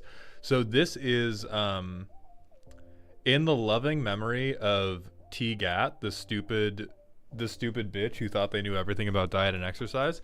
I'm gonna tell one final story about how terrible one of the coaches were for my Olympic hopeful training. So I was having back problems. I was having bad sciatica, and they wanted me to do 90-minute aerobic capacity tests. Some of you are already thinking, holy fuck, were you training for triathlons? I was training for a 7-minute race, and they were having me do 90-minute aerobic capacity tests. Some of you are like, wow, that sounds like not the best way to train. You are right. However, I was an impressionable 20-something, and I was like, well, this guy rode at the Olympics and has trained other national team athletes. He knows what's up. But I couldn't get through the test. My back legitimately would not last, and my legs would go numb, and I would be left bedridden. And so what he had me do is he took me aside one day. He was like, I think what the problem was... I think what the problem is you're just too tight. We need to loosen you up. So we're going to have you take 2 shots of vodka before you do this 90-minute maximal aerobic capacity test. And I was like, but when I vomit, he was like, well, you'll have to start slow, because if you start at pace, that will be too hard on your stomach. But the test is long enough that you can kind of sandbag for like 20 minutes. And we really just need you to get through it so that we can get a score recorded for the test. Bunkmaster, 7 minutes. I was training to compete in the single, and so that's like, you know, world record, you're going like 6:30, but if you're on a slow course or if you don't have a tailwind, 7-minute is a 7 minutes is like a normal time for being good. I was like 23, 24 at this point, starry-eyed.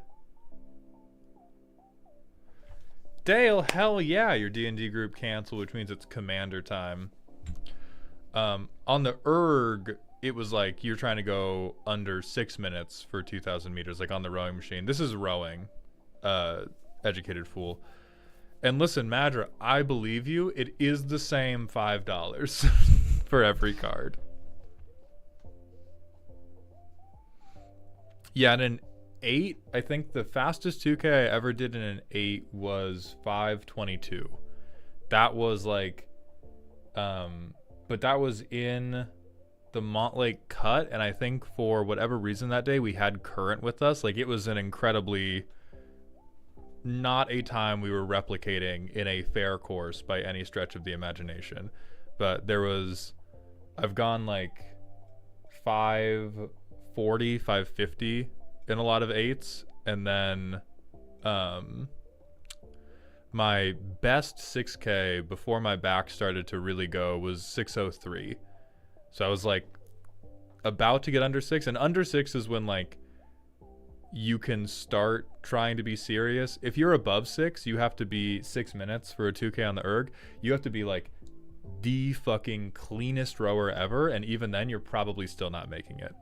So I'd gotten down to 603 on the machine, and then started to have serious problems because my fucking coach was being like, oh yeah, here's how you break 6. Do 90 minutes as hard as you possibly can.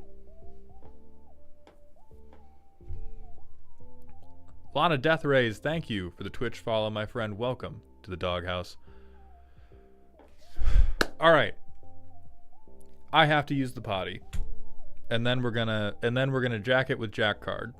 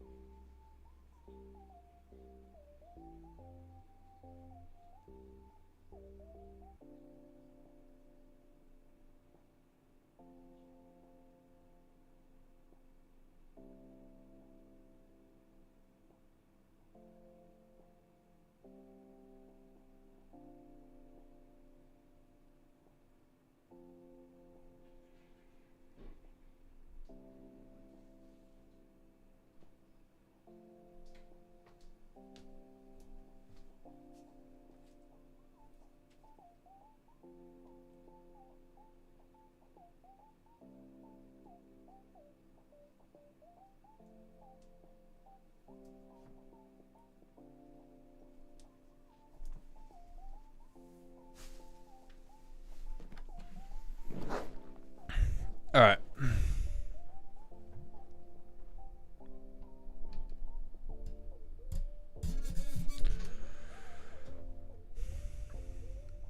Does this go back to your coaches only knowing how to deal with people who are already crazy good? It's half that and half I have a totally unproven, no evidence, tinfoil hat theory that my coach was probably unknowingly doped by his program, and the training program he was giving us worked for him because he was like unknowingly on fucking EPO and had straight up superhuman recovery abilities, because he would talk to us about like the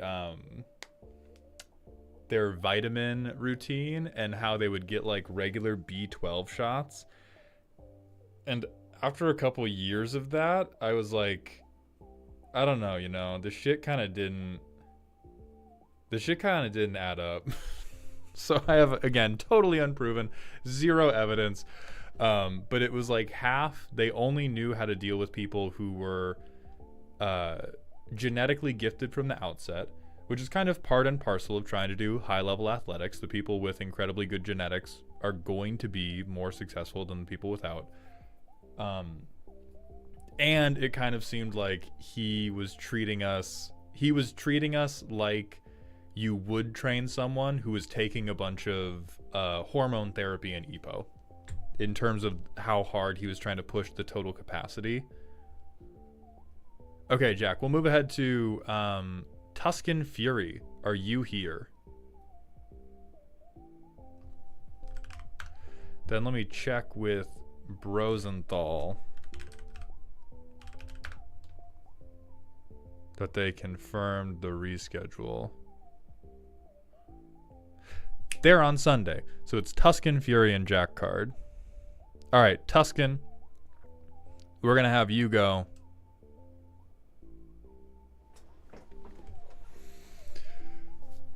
So for those of you who have never been here before, for today, 90 straight minutes, we talk about stuff that are not commander decks, and then we look at my viewers' commander decks. We don't use the Kyle, shut the fuck up. you can. What do you think a commander deck is? Do you have one?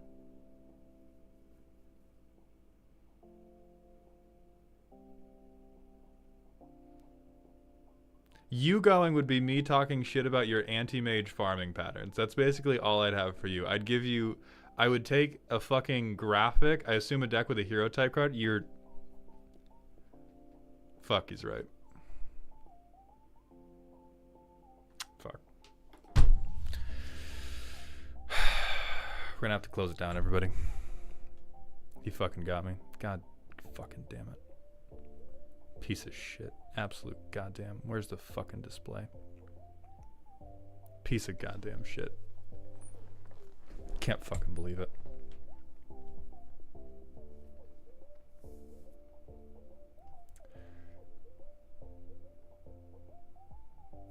Yes, that is what it is. All right. Tusken, let me find your entry. Okay, this is silly, spooky. Essentially, it is a very defensive deck that is having some struggles in finishing games out. There will be a more extensive primer on Moxfield. Dalrog! How is this okay. The best defense is being heinously, cripplingly offensive. So Thalia and Gitrog, you get additional land drops, everything enters tapped, and then we get to sack creatures and lands to draw cards. You are in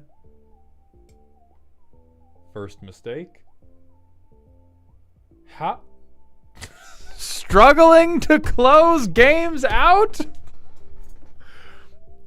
Is somebody hitting you with Containment Priest? Because you fucking deserve it. A lot of it is how my pod plays. Okay, so we are in... So this is a zoo trip then. We have an established meta, and we are trying to build for a regular play group rather than for Gen Pop. All right, so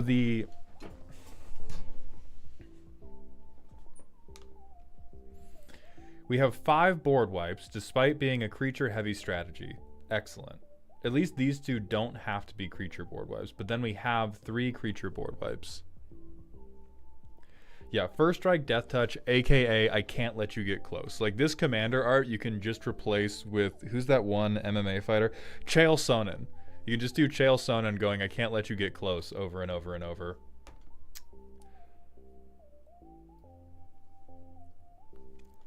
Tusken, great news. Tusken, great news. I understand the problem with this deck.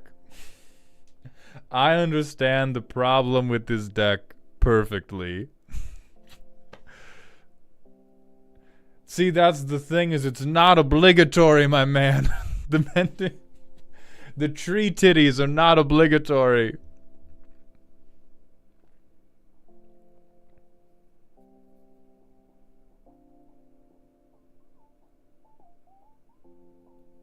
Okay. So I'm going to try to let you down gently, dog. But you've taken a truly terrific combat commander and dedicated them to gardening. I'm not even going to touch on the fact that we are 34 lands for a landfall deck.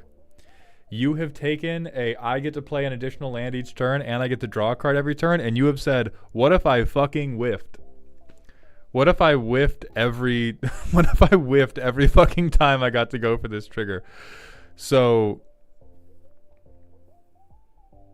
first, whenever we build an interaction section, we have to be about our business. We have to understand what avenues of gameplay are we trying to operate on, and how does our interaction help that.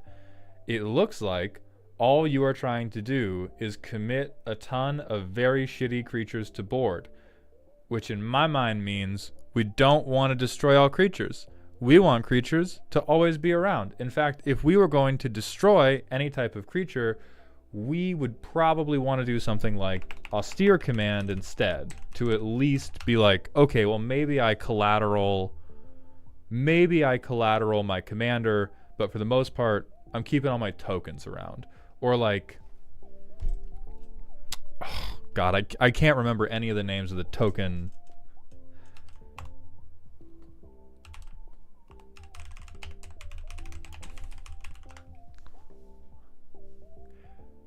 Like Hour of Reckoning. Like, hey, this will still collateral our commander, but if our entire game plan is I'm going to get Avenger of Zendikar out, I'm going to get Skewt Swarm out, I'm going to get Emeria Angel or Felidar Retreat out and build this fucking... Yeah, if your game plan is tokens, we don't want to then go, well, what if I blew up fucking everything? Because then it just limits your ability to develop the board because you're blowing everything up. You also need like 5 to 6 more lands. Fully ridiculous to have a deck that cares about landfall and then go, what if I missed every other land drop? Who told you what the obligatory green good stuff was? This is also like the worst option. I yell about it because I love bad cards. We have Farseek.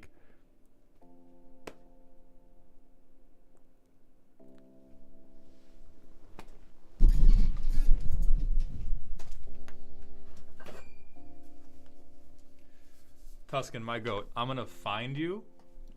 I'm going to print out a poster of 3 visits and Nature's Lore, and I'm going to wrap it around this. And something's going to happen, okay? Not something I can talk about on a Twitch stream, but I am laminating Nature's Lore art to this shit. And it is going to become magnetically attracted to the nearest landfall deck I can find, so you better start fucking running.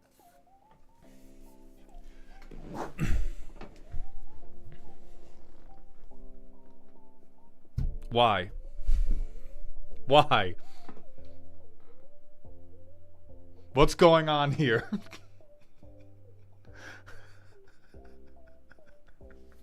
We don't have a benefit for sacking our lands. Do you even have Golgari Gitrog Monster? Maybe I would understand as a 1-2 punch, but no, we don't. Okay. All right. Let's all calm down. Let's be nice. Okay. So Tusken, what I think has happened here is he does have Golgari Gitrog. Okay. Yes, we do. Okay. That makes me understand the Zurin Orb plan more. Overall, I think what has happened is landfall is very, very broad, and we have not firmly dedicated to one avenue of it.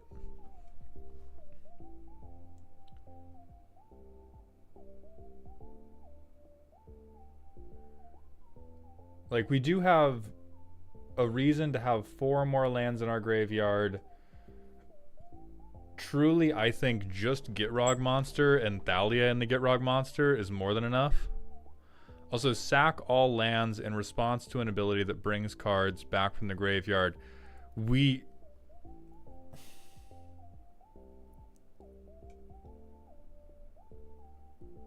are... It's not called a jump stick. Pogo stick.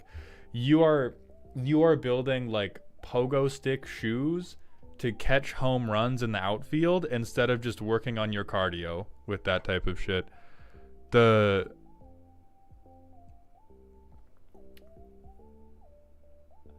like what we need, like that is a legitimate thing you can do.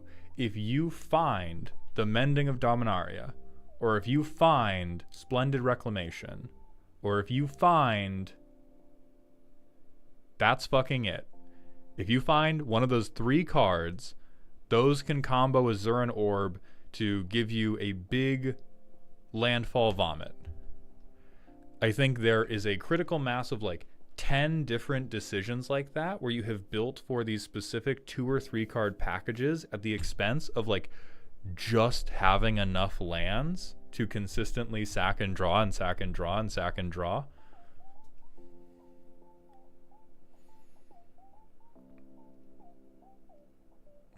Like we're missing good fetch lands at this point. We are missing good cards in general for this type of self-mill. I want to have stuff in my graveyard strategy. Like, hey, guess what? Black Rhystic Study coming to a deck near you. This should make you happy for any of those game plans. Like you have access to access to way more cards a turn. You have access to lands in your grave for if you hit a scape shift effect, etc. Do we have scape shift?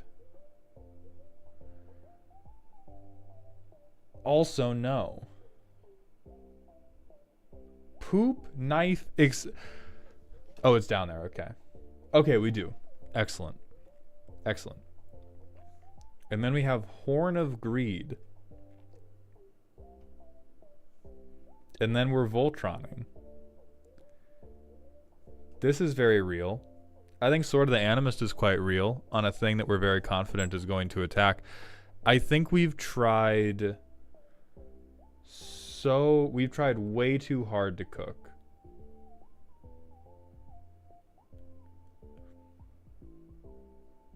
Our plan appears to be mostly token generation, but if we do token generation,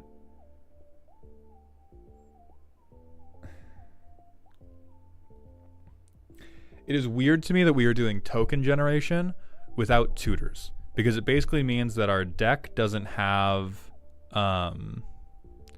honestly, the big thing is I've had trouble finding what exactly to do with the deck and leaned back on my token crutch. Okay. We can lean on the token crutch. If you want to do Thalia and the Gitrog monster lead an army, that is thematic. I can see that word picture in my head. It's very sexy.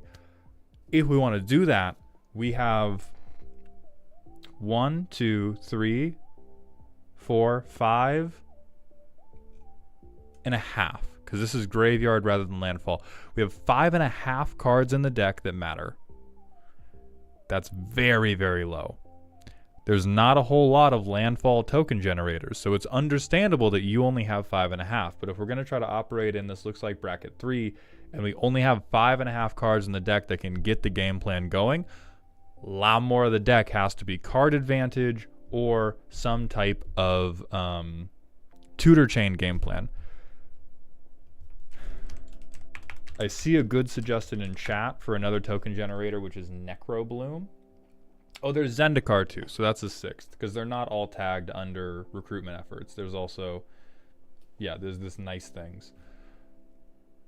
So like, hey, Necrobloom will give you tokens.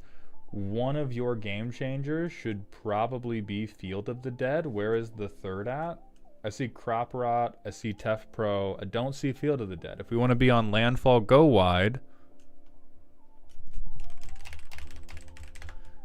Field of the Dead immediately. I would change up our interaction to reflect that we are caring about the token game plan. The stuff that I would cut. Right now we have included kind of everything that says landfall on it without a lot of respect for like, is this better than having a land? And I think the stuff that is not is genuinely Azusa. We have a second land drop per turn in the command zone. I realize every landfall player looks at her and falls in love. I don't think you have the card advantage to support this 4 land drops a turn game plan, or I at least think the deck is going to feel better if we are more reliably just hitting 2 every turn. 2 fetch lands from our graveyard every single turn. We are happy forever. We do not need the Azusa. We do not need the ceiling that Azusa provides. We just need the floor to be up there. Similar for Dryad, I realize like good card quintessential landfall card. But right now, I doubt we have the card advantage. I doubt we have the interaction. I doubt we have the finish to support. Dryad's more for the fixing. Okay.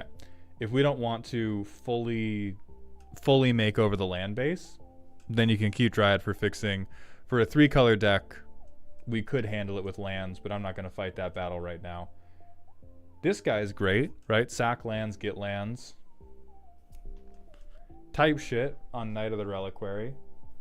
No. I'm not a massive believer in check top. I'm really not a big believer in it when you have to show everybody else the foul shit you're about to do. I like Spring Bloom Druid. This Gitrog monster's fucked up. Probably don't do this unless you want to pivot into a stacks game plan. Like, one thing Thalia can do is you can try to tempo people down, and if you're playing at a high power table, doing Abzan stacks, very real, very based, very, very precious of you.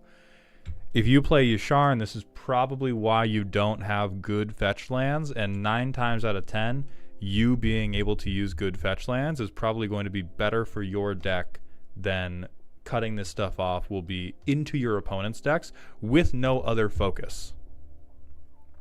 If we were more in on, I'm going to stacks out the people that are trying to beat me, then Yasharn's a good part of that, and that is a good reason to run Yasharn, run like Containment Priest, all that type of shit.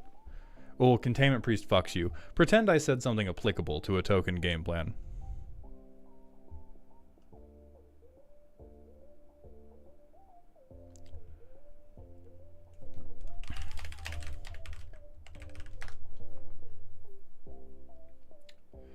White of the Reliquary is also incredibly good for you, as Nick is mentioning, since it can turn all of your tokens into, now I have another land.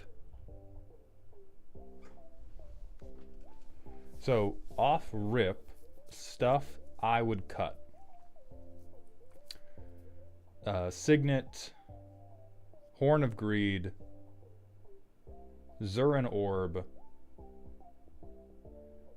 Courser of Crufix,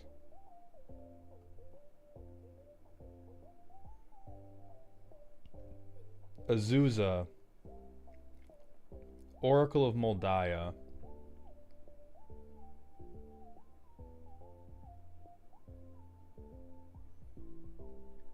this Thalia, although I understand it's probably in here as a pet card.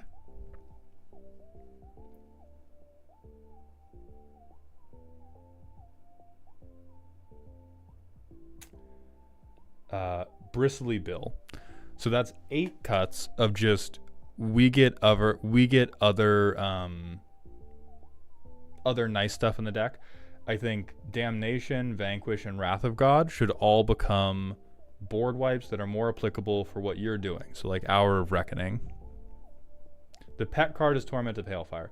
That one I think we can work with. So let me look at how it's currently running.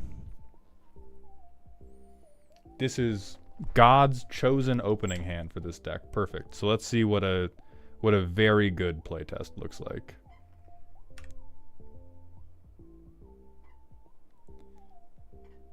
Never mind, this motherfucker is 3 mana. God hates us. Bam, turn 3. Bam, turn 4. Bam, Evolving Wilds. I sack it. I get a swamp. Fuck yeah. I tap this guy. I sack a forest or a plains. I don't think we have... Hey, this is Field of the Dead now. Look how fucking happy we are.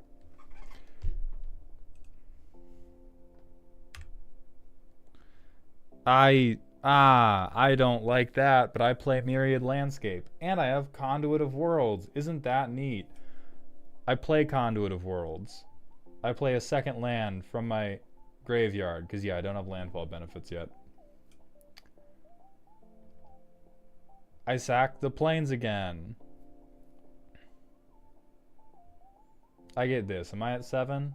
1, 2, 3, 4, 5, 6, 7. I am. I get my first zombie that my opponents can't really interact with. Well, it's a bear now. That's how Field of the Dead works. It makes 2/2 bears. Don't have the green for conduit. Yes I do, Nick. Look again. You fucking fool. So we have our first bear. Our opponents can't interact with it without non-basic land removal. We attack. I sack this basic swamp.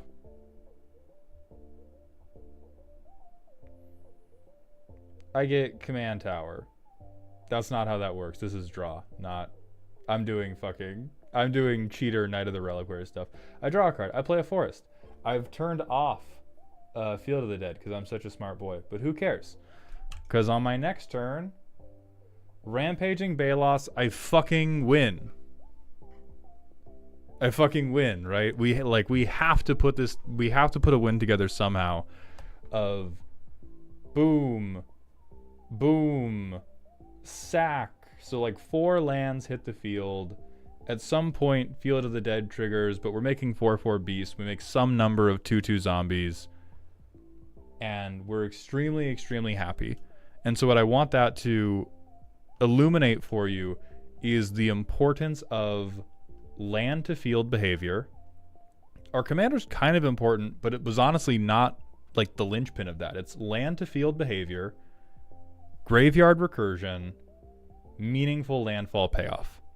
And so everything that doesn't meet kind of this level of playability, we can cut for a land or card advantage. And that's okay. Thalrog can literally just be a don't hit me button. What I would also recommend you play... So let me... Hold on.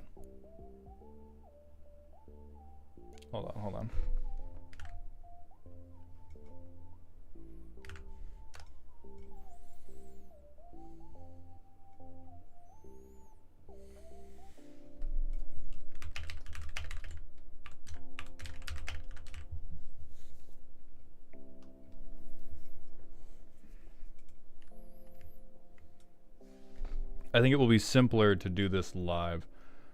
I don't give a fuck about hexproof. I don't give a fuck about destroying all creatures. Let me turn tags on so that I can pull from the right spot.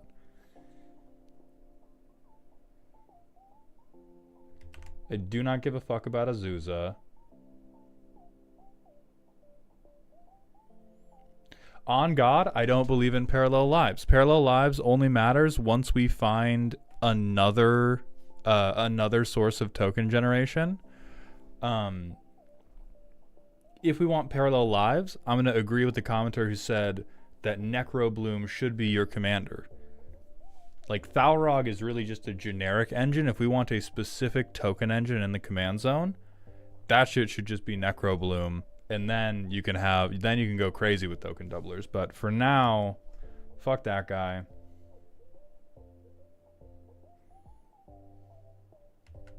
Fuck this guy. Fuck this guy. Fuck her.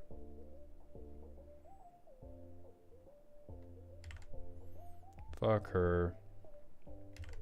Fuck him. Fuck him. Fuck that. Alright, we have 12 slots to work with right now. Who are the other people I hate? This guy.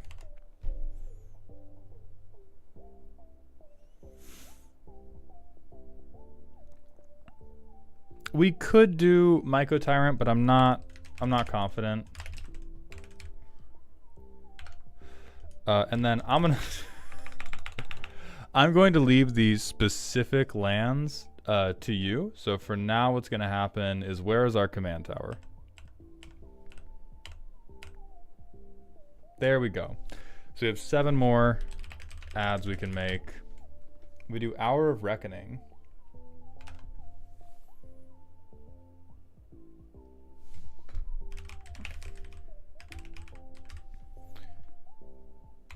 I'm going to take Entish Restoration because this will work with our commander. This is Harrow, but better. So for now, I'm going to move Harrow to the sideboard and just consider this a lateral movement.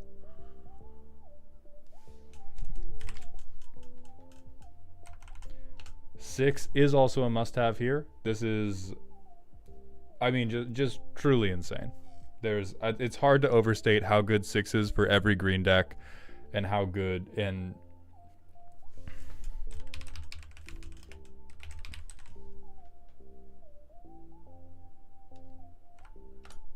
No, you're good, Tusken.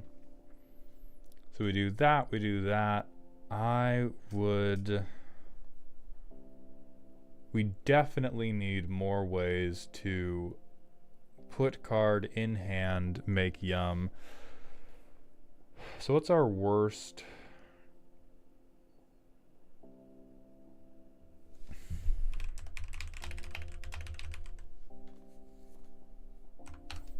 We're going to put Recruiter of the Guard in here. Yeah, Recruiter of the Guard will either grab Scute Swarm, or it will grab Knight or White of the Reliquary.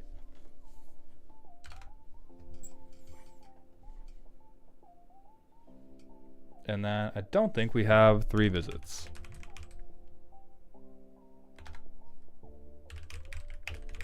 I don't think we have Nature's Lore. Boom.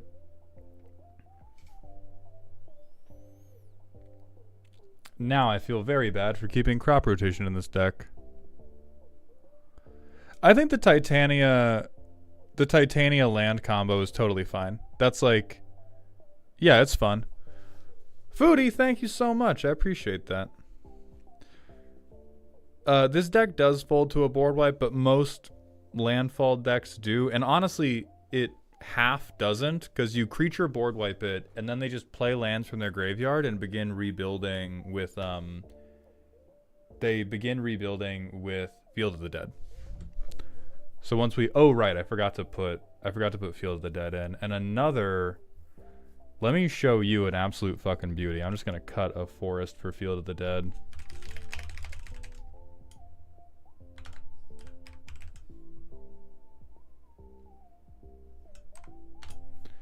I'm cutting Sword of the Animist for this.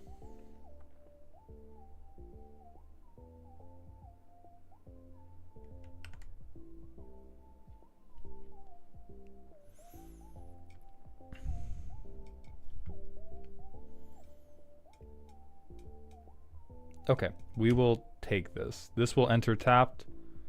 Look at that. Turn 2, Ripples of Undeath. Main phase 2, baby. What do we get? Field. Ooh.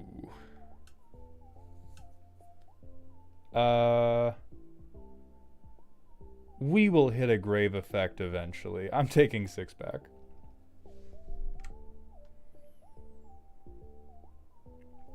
We get White of the Reliquary, but we are fucked on pips, and so I will green. Oh, we pulled 2 of our colorless lands, which fucking hurts. This is a Triome, because we are good boys, and we play Triomes. So turn 4, 1, 2, 3. Hey, look at that. I take Crucible of Worlds to hand. Look at how many cards we have in hand. Isn't this fucking beautiful?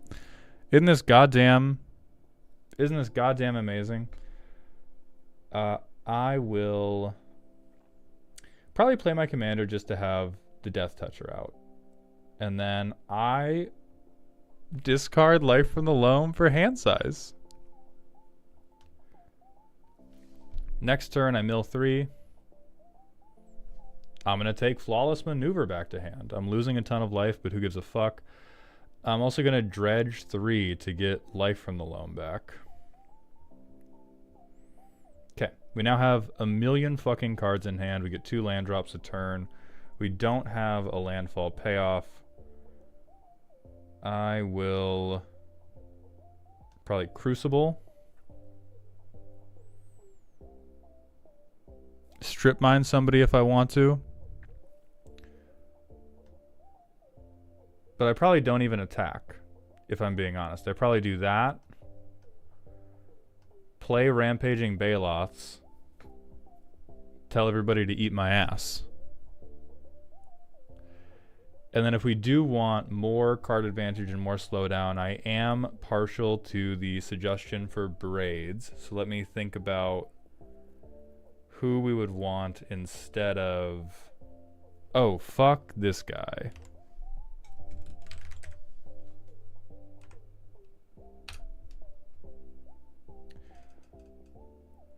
Because here, we can sack. Doesn't Ripple slow down your turns every time you grab a card? Oh, true, it does, yeah. It's still worth it, even if we play slower for it. Or we would just leave more stuff in the graveyard. Braids, we can sack our lands, and then hopefully we just get to one of our land recursion engines, and then we land drop enough. I'm not totally sold on World Shaper.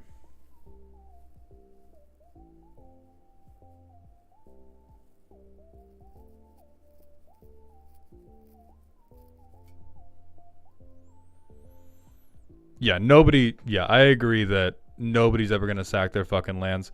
Josh, I legitimately don't think we're on Mesmeric Orb in this deck.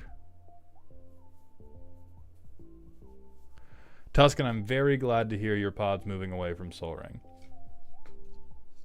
I respect that a ton.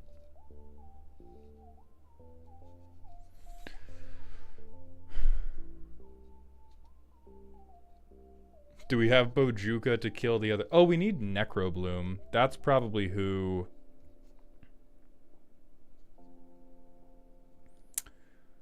That's probably who Cultivate can die for.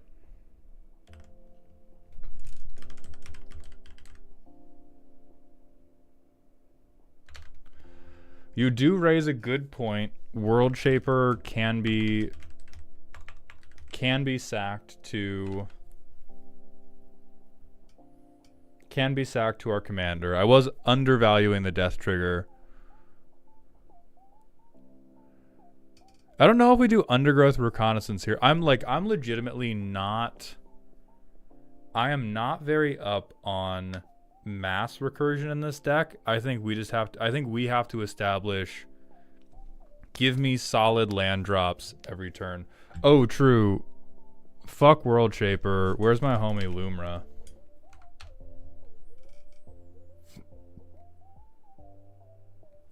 Yeah, ETB, mill 4, return everything, big threat, big vigilant threat, and then we can sack it to the commander to replay it with 6 or something later on if we are pie in the sky.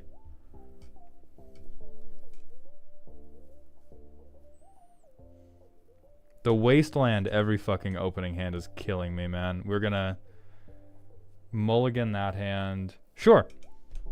I will keep this hand because it has Recruiter of the Guard in it. I will get a Swamp because that is the type of land I'm least good on. So we skip 3 turns. I Recruiter of the Guard. I get fucking Scute Swarm. Eat my ass. I have recruited a Bug's Life.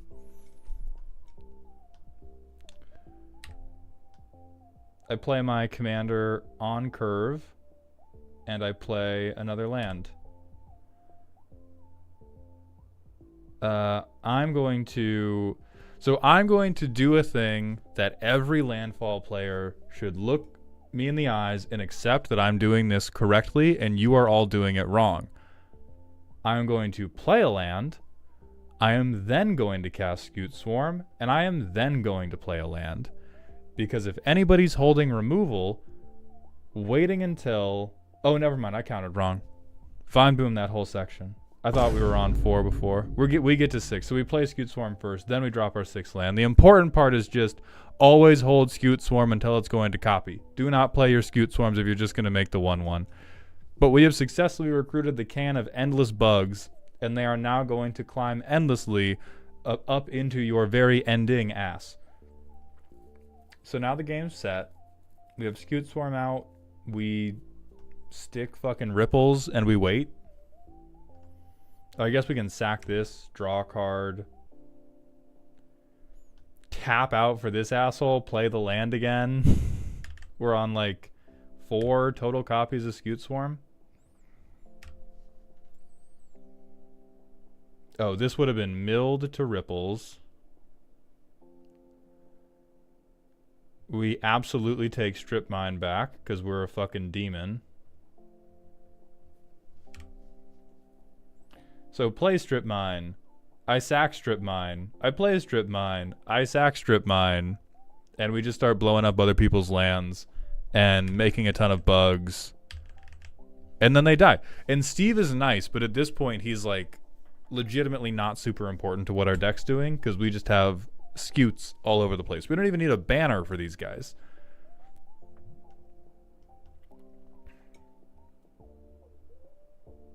So I think you may have to mulligan more with the updates I am referencing you. But I think you can very easily, within the strict mulligan rules of Magic, get to supremely playable hands where you can always hit. Iridescent Vine Lasher would be nice for us.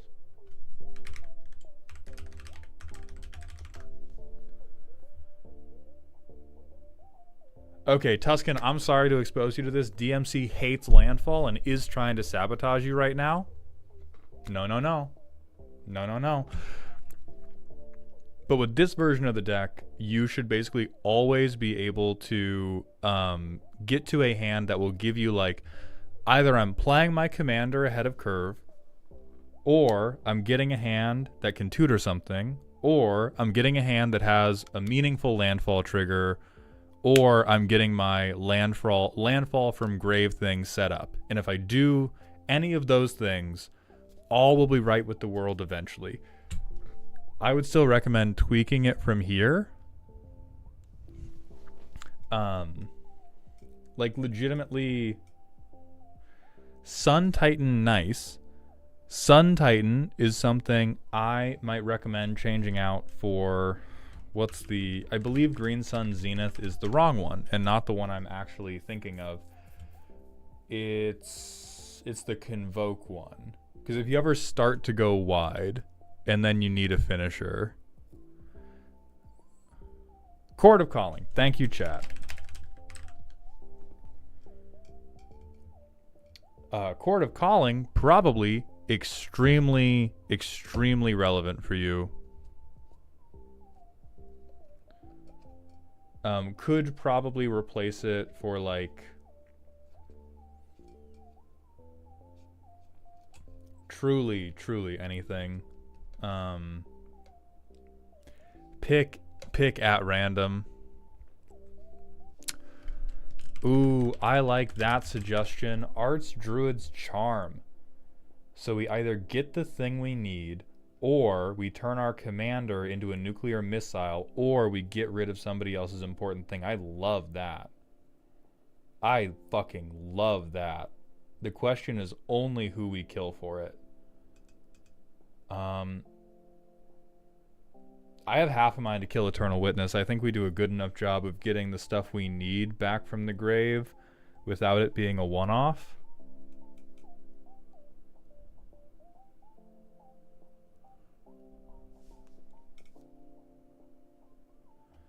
But like Blackblade Reforged is still fucking here. That's true. We could cut Ohertak. I feel like this should almost never be a thing we're tutoring for.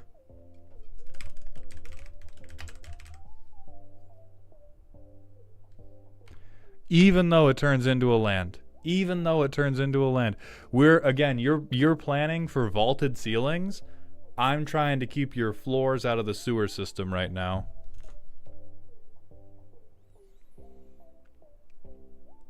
It's mostly just a like, yes, Ohertak is good if A, B, C, or D happen. Archdruid's Charm is just good if you see the fucking card.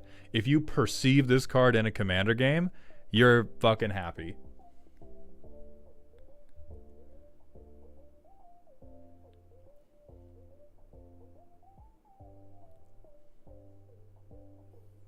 Then I added one card too many somewhere. Did I not cut? I did cut O'Hare Talk, so I guess I added something else without cutting something.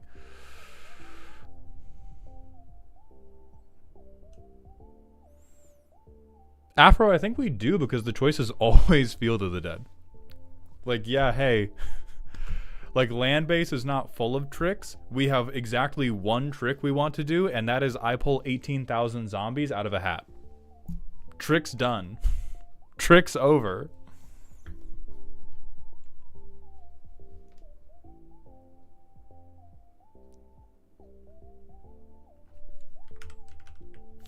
I don't know about Urza's Cave. I don't know about Urza's Cave until this land base upgrades significantly from a fixing perspective, because we were already running into a ton of goddamn colorless lands fucking with our opening hands.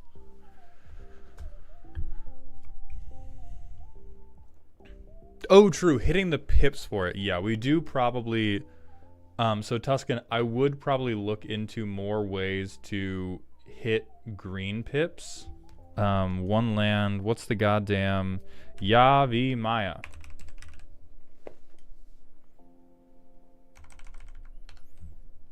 This thing will go in for one of our copies of Command Tower. I don't think we have the Triome for these colors in Datha. Proxy that, please and thank you. Oh, Yavi Maya is in there. I take that back. My apologies. We have Lotus Cobra already, but thank you.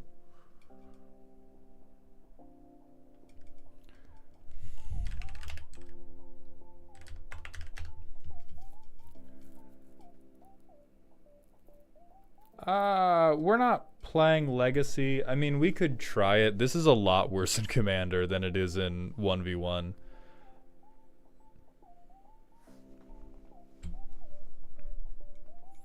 Like, getting any land of field, okay. Field of the Dead tutor, meaningful. We do not want to double landfall. If Ancient Green Warden did not have play lands from graveyard, he would be dead in an alleyway right now. The only reason we have this motherfucker is because he can play things from our graveyard, not because he's doubling the triggers. He's just a body with reach. Body with reach. And I can dig in the trash. Yum.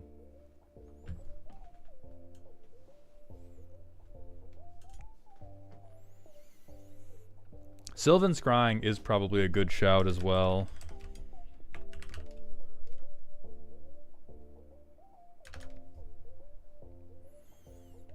That one I will just cut a land for, because that's, hey, find the land that I need. Normal Gitrog is in here. We don't have Open the Way, but I'm not super convinced about Open the Way. Like, I think at this point, as we cut for more... What I'm looking for with this deck, because it does not look like we are going absolutely balls to the walls. What I am looking for is I want it tight enough that it's going to operate consistently, but not so tight that it's going to lose the... flavor of the pet cards that we already have in here, and I feel like we're very close to that transitional point.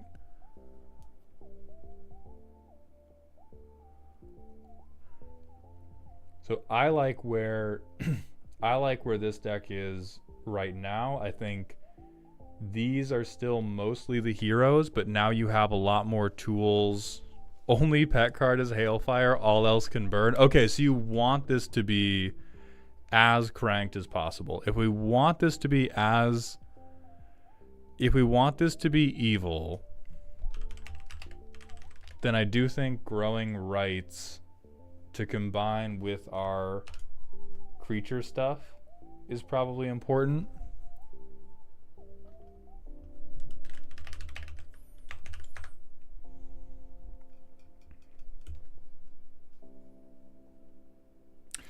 Open the Way does not exile the lands. You are thinking of a different thing. I know what card you're thinking of, but I don't remember its name.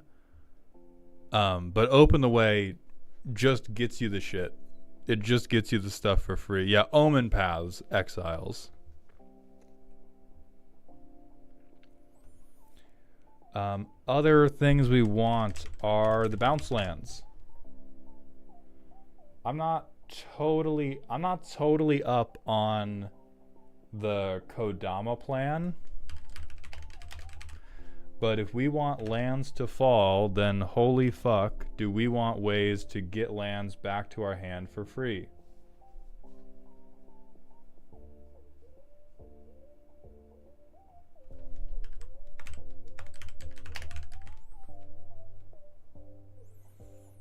King, drink more water. You have been scammed. Hold on. Let me get some water and then drink it in front of you.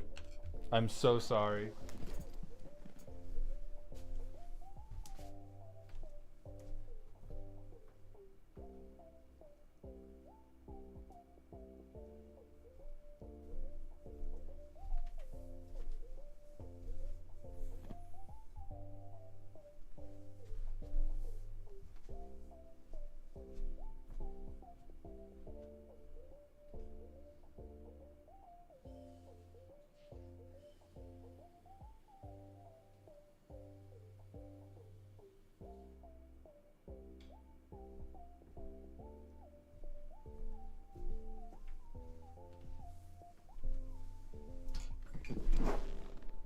I'm here with water.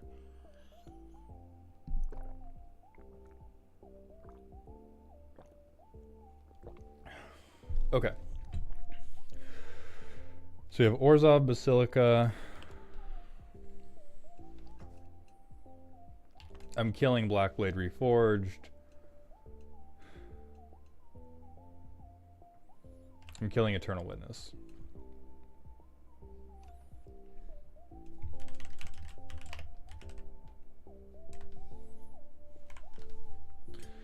Then we have Selesnya Sanctuary, and that's going to save the command tower cheating we've done.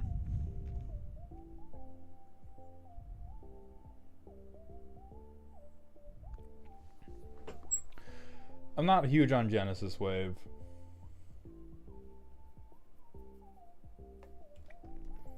There's that goddamn strip mine. So we play this tapped. We play this guy. I think we wait and we go, well,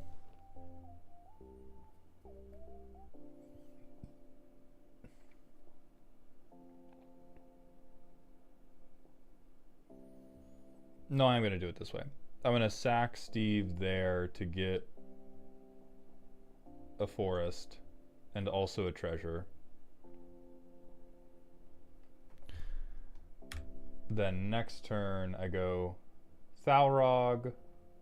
I'm tapped out now. I go Strip Mine.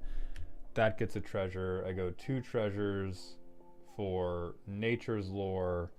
I'm going to get Ndatha Triome. That gets me a new treasure. I'm going to Crop Rot this Wasteland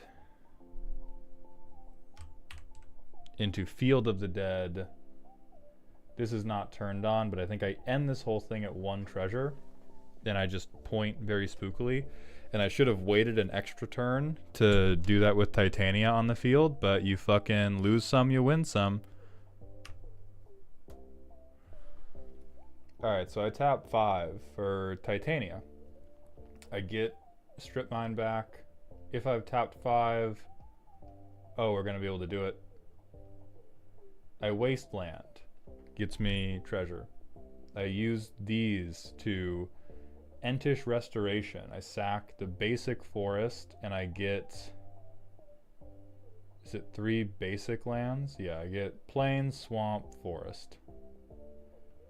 1, 2, 3, 4, 5, 6, 7. We hit Field of the Dead. We sacked a land, so we get a 5/3 and we get 3 2/2s. And now we are incredibly over, and now we're pogging off on turn 5. This is the world we can live in, Tusken.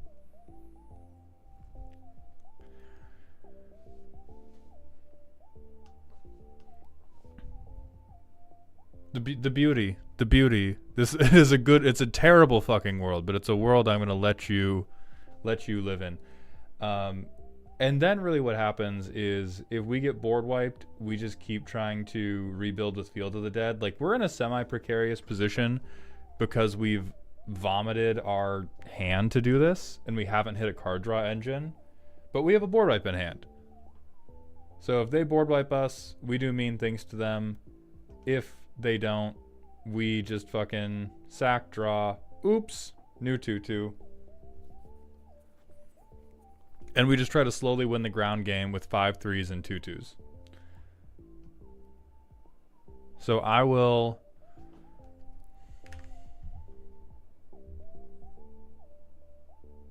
Tusken, I was fighting demons to not put Buster Sword in here.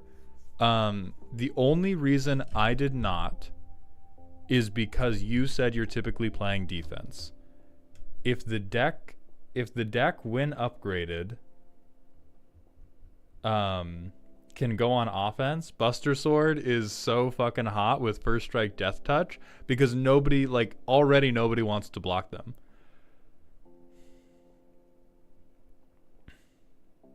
I don't think you do any of this shit, to be totally frank with you, but yeah, like, I'm looking for, like, that's peak as hell. Like, honestly, Springheart Nantuko is correct. Fuck Springheart Nantuko. Or, like, fuck Lotus Cobra, or fuck Sun Titan. Like, there's a million things that we could get rid of for Buster Sword. I think that is... pick whatever is least emotionally exciting for you and put in Buster Sword.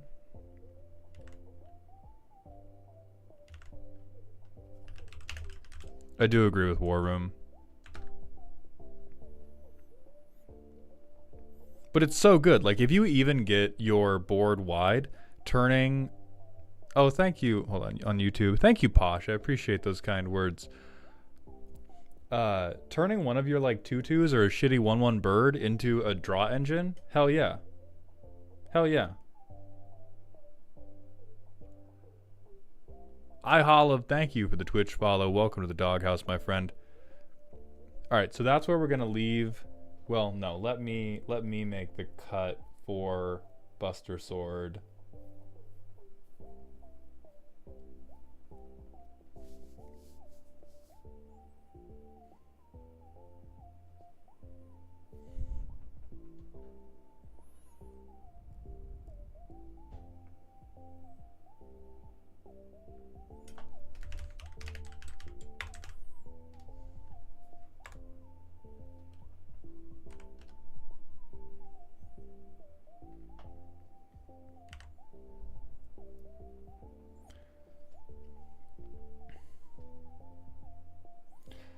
Honestly, I don't give a fuck about Springheart Nantuko.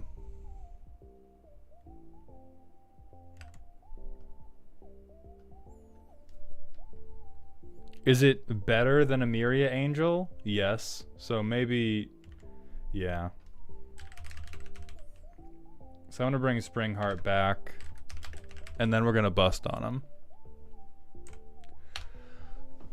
him. Terrence, probably not. And it, like, I did not think I was going to have to be the one to argue this case. I think Buster Sword is slept on. I think it is a slept on card. I think it is way better in more decks than most people think, because most people are solely judging it by how likely am I to get this trigger every turn, and how likely is that to directly win me the game.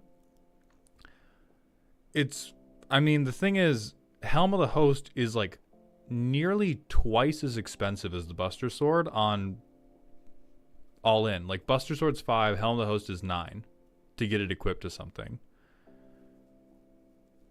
And so I think most people who have argued to me that the Buster Sword is not that good seem to be making the argument that they never intend to be able to swing in combat ever. And I don't know what the fuck type of Magic you're playing. Mana-wise, yeah, I'm referring to the idea it's going to hit the field, get shot, then you get shot shortly after. Right, but I mean, I like that's it. That's a good card.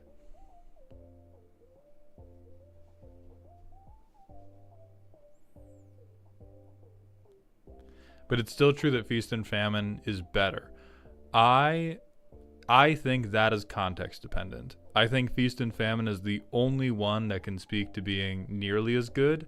I think bracket 2 decks universally want Buster Sword over Feast and Famine. I believe bracket 3 decks begin to either want Feast and Famine over Buster Sword, or they don't want any swords because they truly plan to not engage in combat and win through combo. It looks like Sword of Fire and Ice if Sword of Fire and Ice was much better.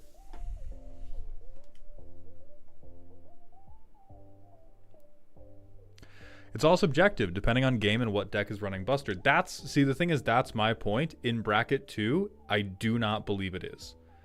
I think if your deck is bracket 2, Buster Sword is better than something in your deck. And I think more people are running bracket 2 decks than they actually think. But before we continue that argument, we're going to hit a manual ad break, and then Jack, it's your time, my friend.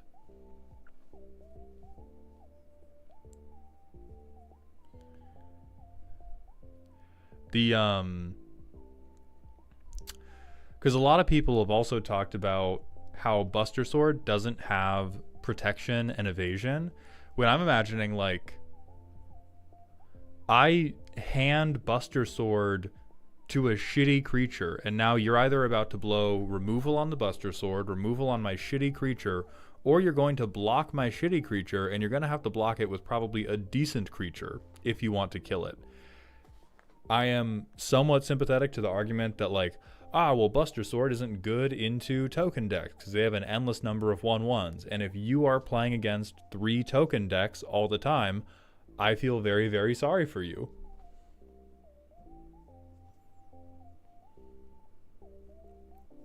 Colossus Hammer also doesn't give evasion. So true. Do you think Buster Sword will see Brawl play? Oh, yeah. It's not going to be like it's not going to be Heat and Brawl like it will be in Commander, because Brawl is 1v1 and much faster. But it will see some play, yeah. Infiltration Lens is more fun for me because either I get to deal damage or I get to draw 2, forcing them to make a choice. See, I can understand why it's more fun for you, but one of the reason I started arguing about the Buster Sword is because I was making the argument Buster Sword is one of those cards in bracket 2 where the only reason to exclude it is flavor. It is bringing to the forefront this idea of we have to establish a better relationship with what makes us have fun about a deck instead of just going, oh, good card. Because if we go, oh, good card, then every bracket 2 deck has Buster Sword in it. And if you think your deck is not made better by Buster Sword and you're in bracket 2, you are wrong. You are just wrong in every situation. I also just think more combat decks should run islands. That's true. Yes, 2 things are true at once. I still wouldn't cut Umezawa's Jite or Lost Jite for it. Wrong. Wrong, my gentleman. Is there not Spellslinger in bracket 2?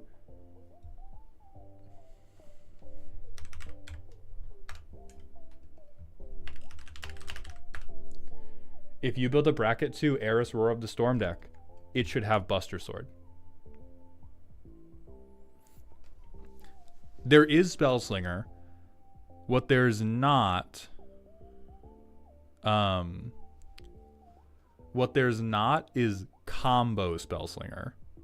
There's not a lot of, I'm going to float 10 Storm mana and ping you all to death, and I'm going to have done nothing before it.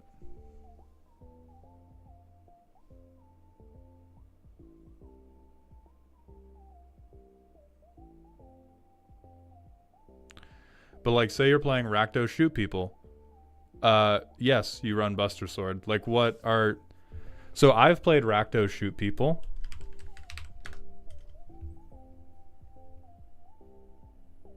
Give him the sword.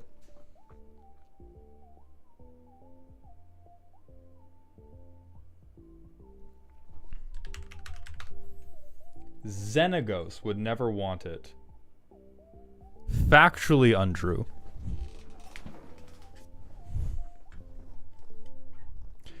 So like Judith, Carnage Connoisseur, does a good bracket 2 Spellslinger where you're just sacking things.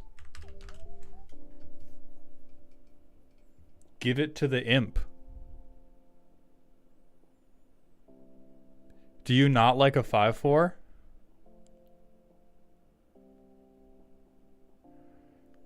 If you're focusing more on Gutter Snipe than Young Pyromancer, maybe you can argue not to run the sword. You can't because of how good Gutter Snipe is at holding the fucking sword.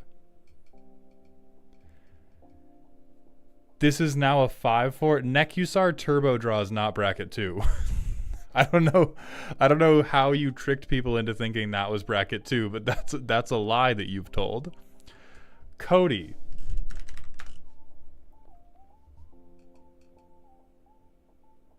Give the book the fucking sword.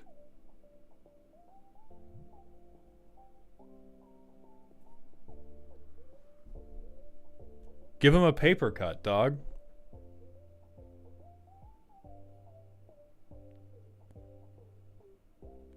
Gutter Snipe is a little bit out of a job.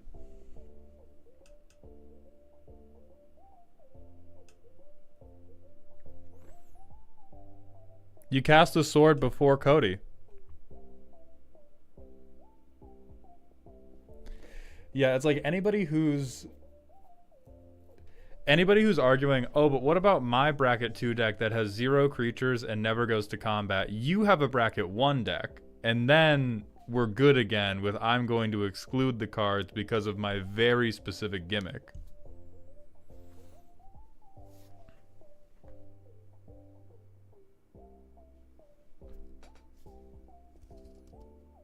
Hey, now Cody isn't bracket 1. The Cody deck, some of these people are theory crafting. Why is the concept of bigger creature hit hard, let you free cast something hard to grasp is a literally always beneficial thing? I think people like...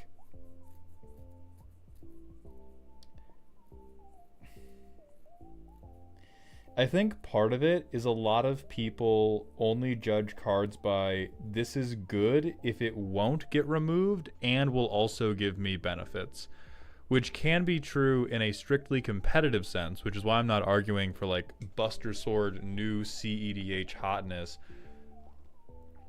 But this, I think this is the highest floor equipment I've ever seen. As someone who plays a lot of all of my Magic is like low power casual dog shit.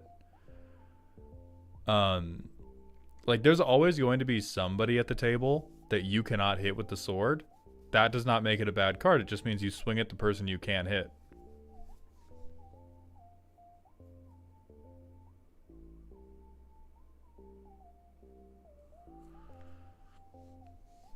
Equipments are not good in Xenagos generally. The Buster Sword is.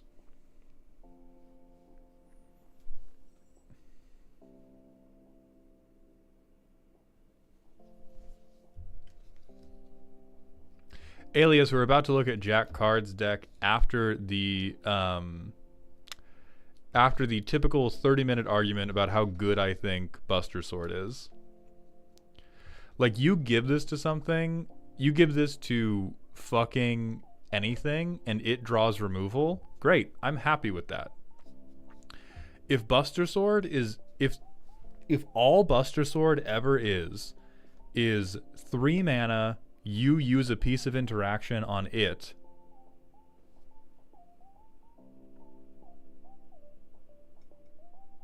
I'm happy. That is not the Buster Sword being a bad card. That is the Buster Sword doing its fucking job. If you Swords to Plowshare my fucking Gutter Snipe because I handed it Buster Sword,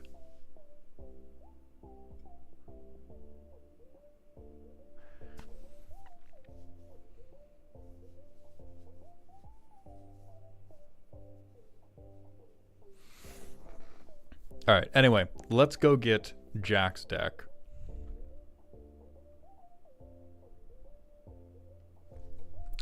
This is a spooky deck And we have requested the Foghorn Maldhorn voice. Beautiful. I need to drink some more coffee to get in on this.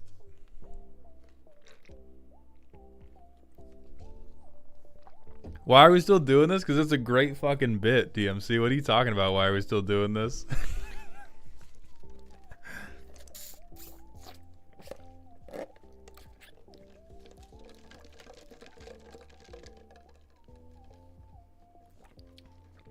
Okay. For those of you who've not heard the voice before, I gotta do a few. They do a few sayings to get into it. I said. Alright, let's see what Jack has prepared for us today. We are attempting to commit crimes. Not the MTG mechanic like you might find on Marchesa, but instead the type based on greed, a lack of morals, and a willingness to hurt anybody to get ahead.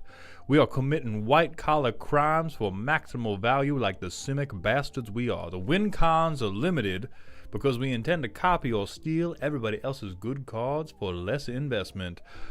Alright.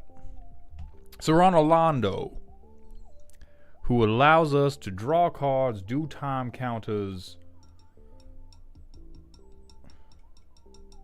Deck operates in spooky most of the time, as long as I'm playing against a deck with something good to steal. I don't break it out very often because I take a lot of game actions and it can create a time imbalance in the game.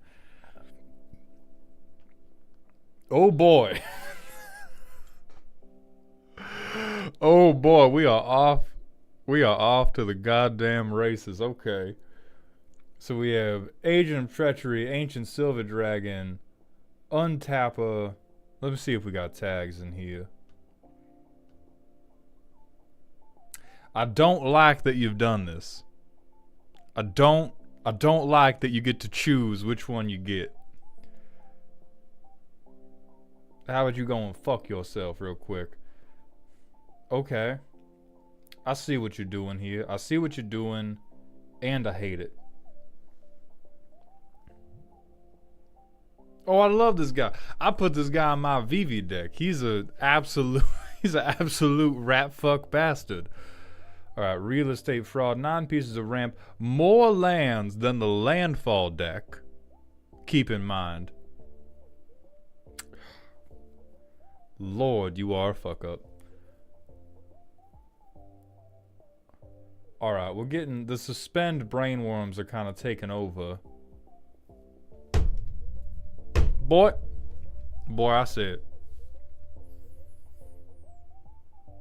Boy, I said, who told you this was ramp? Not Nature's Law. Go back to the dragon. This is not ADA compliant. Okay?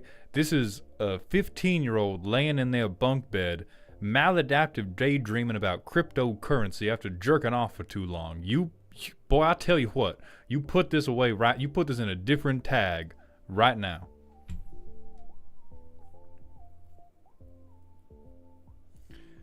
Tax evasion. 1, apparently. The Goon Squad, that fate.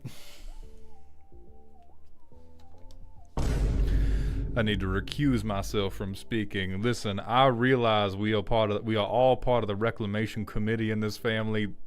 That face right after reading the Goon Squad got me some type of way.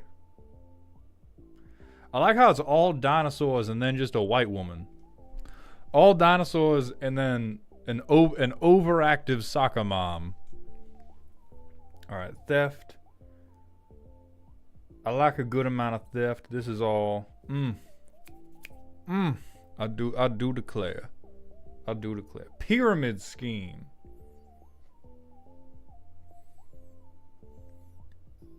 So this is the goal.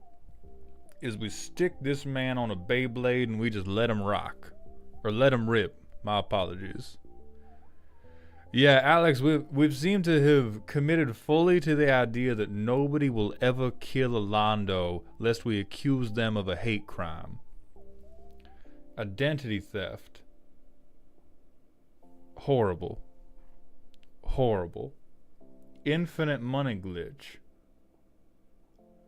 Oh no. Oh, I don't like that.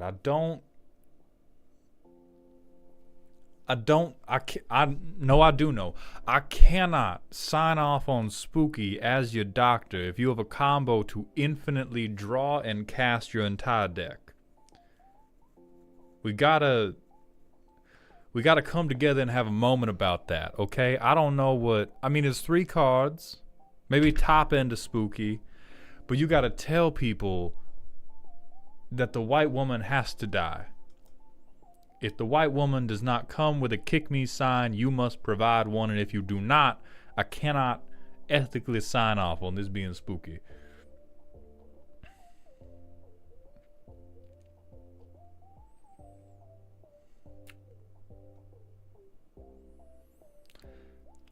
I think the funniest thing about your deck is I see what you're up to, and this is a load-bearing bribery. This is an incredible amount of weight that we have lifted onto the shoulders of this one theft card, hoping and praying that they have a tremendous... Like, I know you said it in the primer, but other Orlando decks at least have something. We got infinite money to pay for a bad dinosaur, a copy of the bad dinosaur, and then we get mad that bribery didn't get us anything good. Alright, let's see. So we have... Okay, we got an untapper. We don't have ramp, which I think... I'm gonna give it a shot with just an untapper.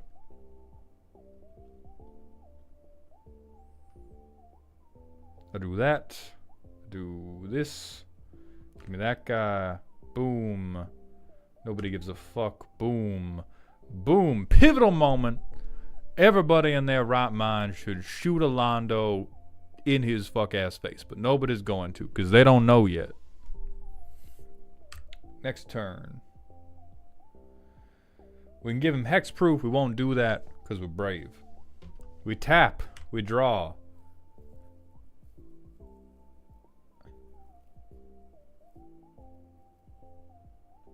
We put this out with 1 counter. I think you can see where we're going. I untap. I tap. I draw.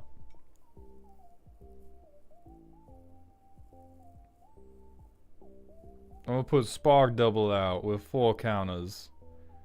Oh, this comes in. Oh, look. Orlando's untapped. I tap. I draw.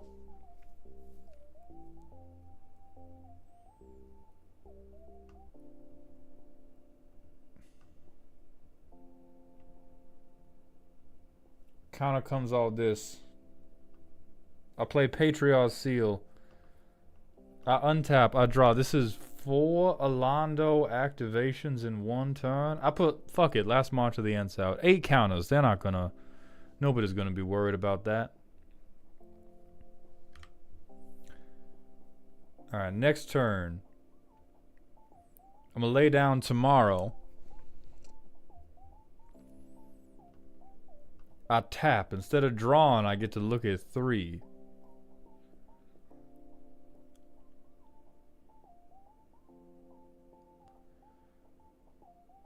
So now, because this has a mana value of 0. So I'm interested in how does the interaction work with Ancestral Vision? Because we theoretically exile it with none. Doesn't work. Okay. So we'll put Disciple of Freyalise out here with 6. Remove. Does the rest go to the bottom? We're back at it again with the untapped boys. Great.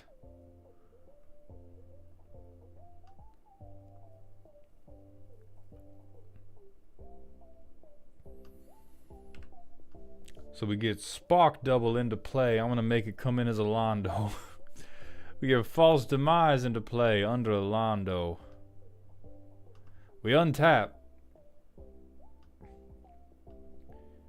We tap.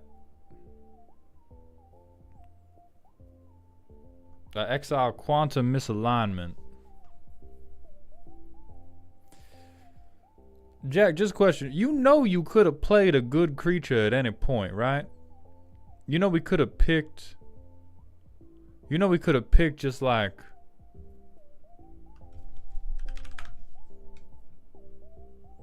This could have happened at any moment. I just want to make sure you're aware, right? You know how color identities work. You know you're allowed to play good cards. Good creatures are a crutch. True. I think Jack's just trying to prove that this deck does not work. This deck does not want Buster Sword.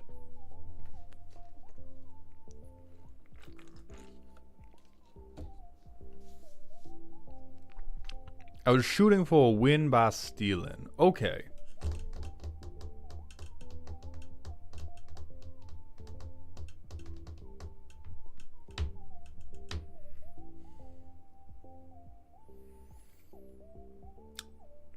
Damn, I do not think that is going to work, but I will attempt to believe in you. So I think I've actually got a video I'm trying to script about theft, because one of the immediate problems you get into with theft is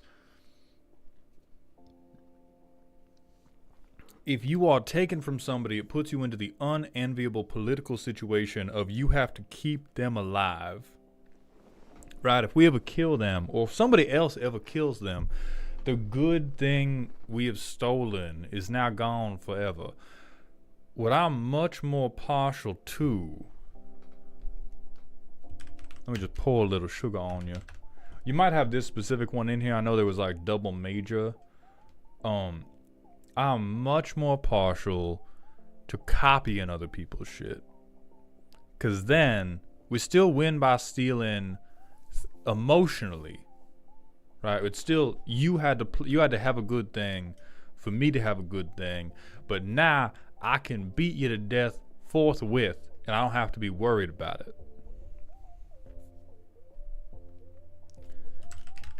So things I like quite a lot for that are like Clone Legion.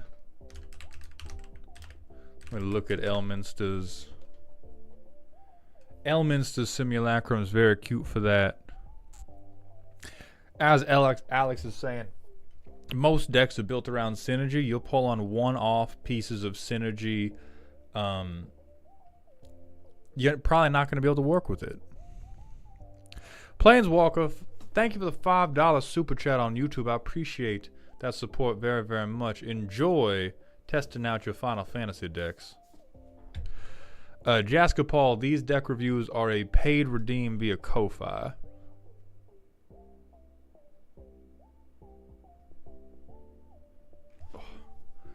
So let me see what else.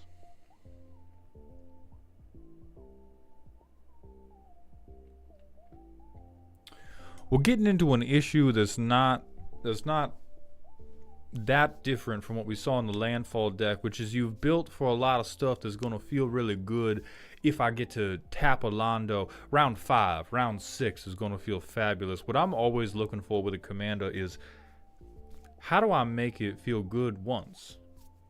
If I have one good session with this man, how do I make myself happy with that? Let me check this out.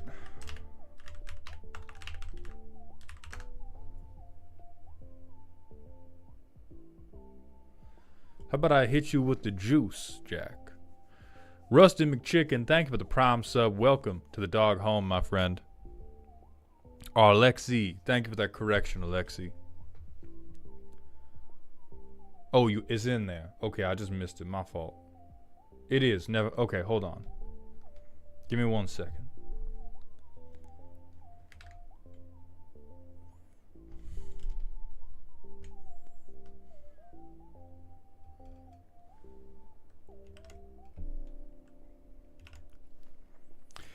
Jack, you're clearly missing one of the best cards for this archetype, which is a little doohickey called the 1,000-Year Elixir. So I'm going to help you out by just slotting that right into the deck for you. There you go. Immediately better. And we can just, you know what, we can just cut an island for that. Immediate improvement.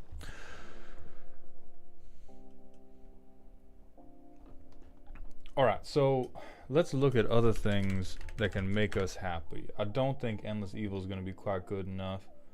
Oh, creature you control, that's truly awful.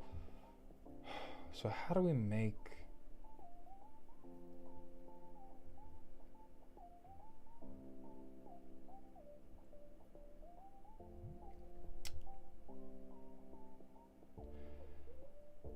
I do think this is a situation where I might begin searching for at least a couple tutors, because we are in the unhappy spot of, as you said, the deck can really fuck. Hold on, it's coming. It's coming. The deck can really monopolize possession time. You can be a ball hog, but unlike Kobe, you don't necessarily know you're going to sink it from the 3. So what I would recommend in those situations is always we begin doing things like solve the equation. You know, not the top of the line mystical tutors, but hey, it's been a few turns. I'm spinning my wheels. How about I go find bribery so that I can kick this shit up a notch? The thing you're looking for is never going to end the game on resolution, and when the things you're looking for can't win on resolution, I get a lot less worried about searching them out. So let's also look at... Transit Mage might be an artifact only. It is. That sucks. We don't give a fuck about them anymore. I don't think... Hey, dog. What's going on here?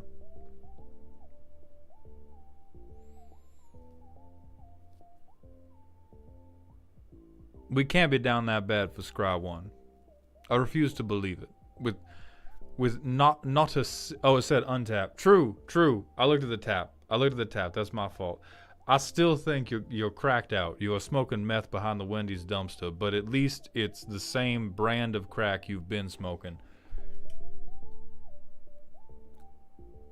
So I think we went through something similar with Elec Man. Let me walk you through what I believe will make you happy. Rather than a million things that all say untap, what if we set up the top of our deck a little more? I'm going to immediately advocate for, instead of retreat to Coralheim, we Brain Surge. Marvo, Elec Man, I'm talking about top deck control. Because what we really want to do, sometimes, like... Oh, wait, no, we don't have to exile... Never mind, I'm smoking crack now. Because we don't have to exile the thing we drew. Now, it's... Alright, Alondo's already fixing that for us. Cut that, Vine Boom me. I'm still not putting the landfall card back in here.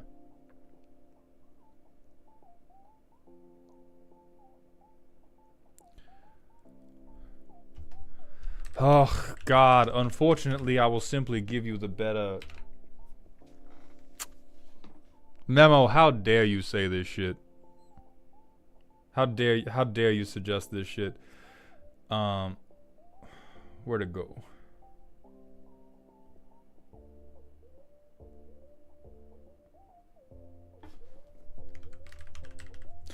Alright, so the card we just put in, much like your land drops, this is limited to once a turn, but it's going to untap every non-land permanent you control. So it's going to get your commander, it's going to get your untappers, and then that will allow you to extract additional dopamine and avoid you looking like a landfall player for even a moment.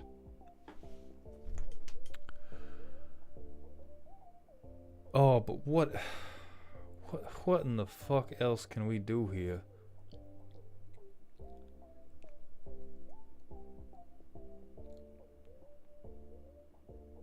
It's difficult to help a man achieve his desires when he desires an objectively incorrect thing. I'll say that.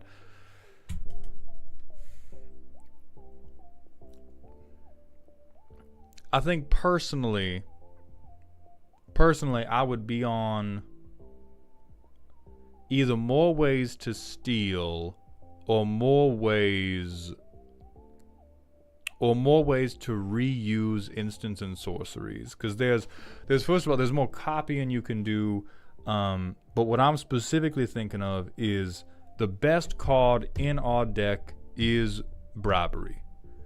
Every game, if we could guarantee that we were going to cast one card out of this deck, it would be Bribery. That would give us something to do, or perhaps Inevitable Betrayal. And so I'm trying to think of how do we lean into that feeling of high agency? Because I think right now we've got so many untappers and very few guarantees that we're going to find bribery unless we've been allowed to cook for quite a long time. We also don't think I have missed your complete lack of interaction. Don't think I've missed that for a goddamn moment. So let's look at... I want to force feed you some fucking broccoli. Okay, copies stuff, bounces stuff. I like that.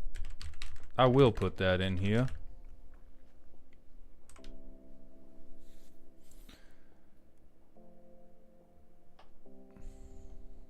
You don't deserve this.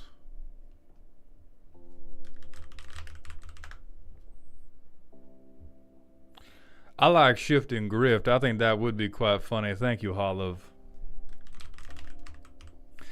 What if I trade one of my terrible untappers for your best creature?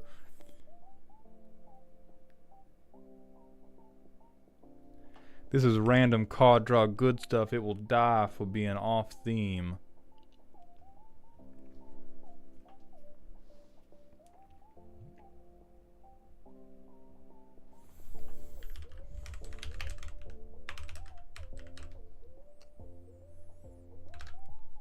I think Phyrexian Metamorph would be worth seeing in here.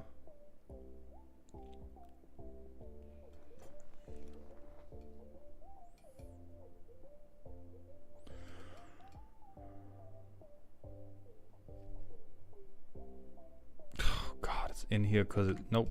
Getting rid of Topiary Stomper. What's this? Blatant Thievery?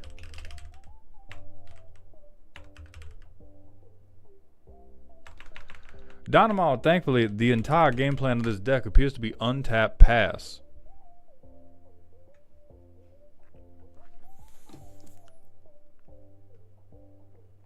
If we were going to run Blatant Thievery, it's certainly not bad.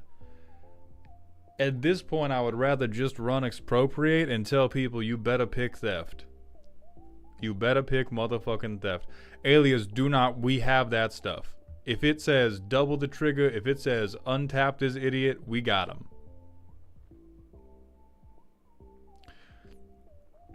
What's the point of the deck? Extreme annoyance. The point of the deck appears to be some type of high score simulator where our high score is determined by how many times we have untapped Alando outside of our untap step in one game.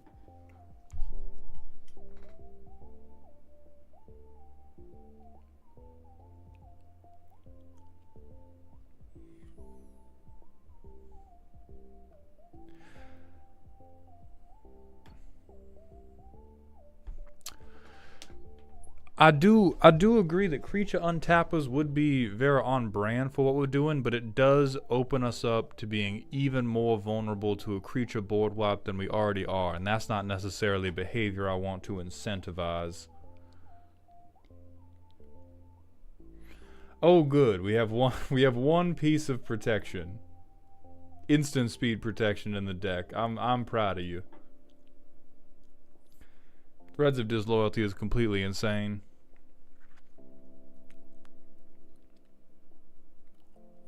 I like Kidnap. Is Observed Stasis good enough for Commander?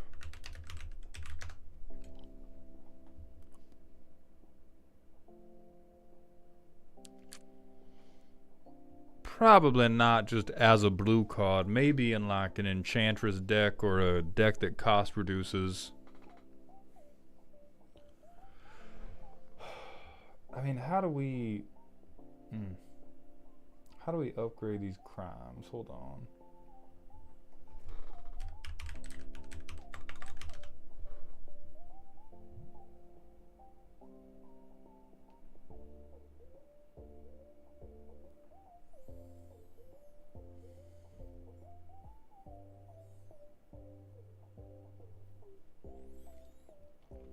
This is a cute theft piece, but I don't really think we get to we don't really get to exploit this very much, because if we have this, we only get to put it on one of the creatures, so having a bunch of untaps doesn't really do anything for us. I am with Marvin.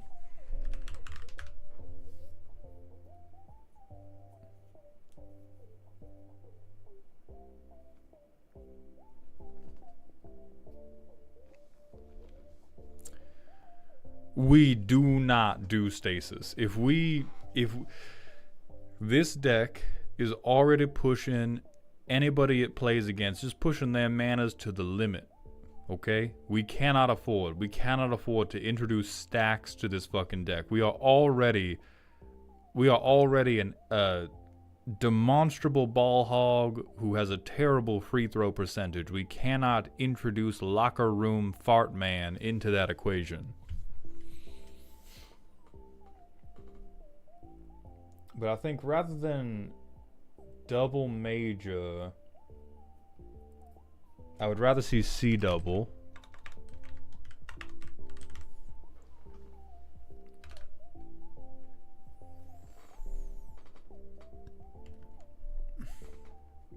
Rather than, I mean, I could probably cut one of these at random. Yeah, this is pie in the sky. I'm gonna give you the good old stock up.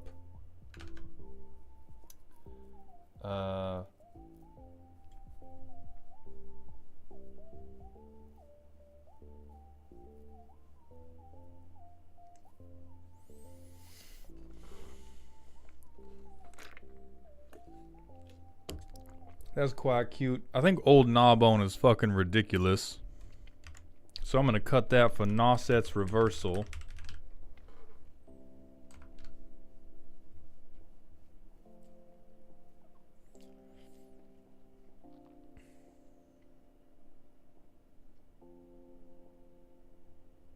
I think Ancient Silver Dragon is also ridiculous, so I'm going to cut that for Torrential Gearhulk.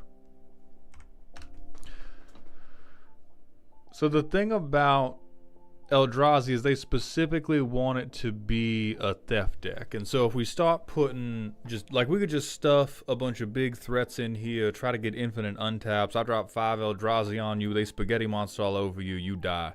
So we're not trying to do that. What I want to do is I want to improve our ability to get good cheetah cards into our hand, or reuse the really good cheetah cards we already have.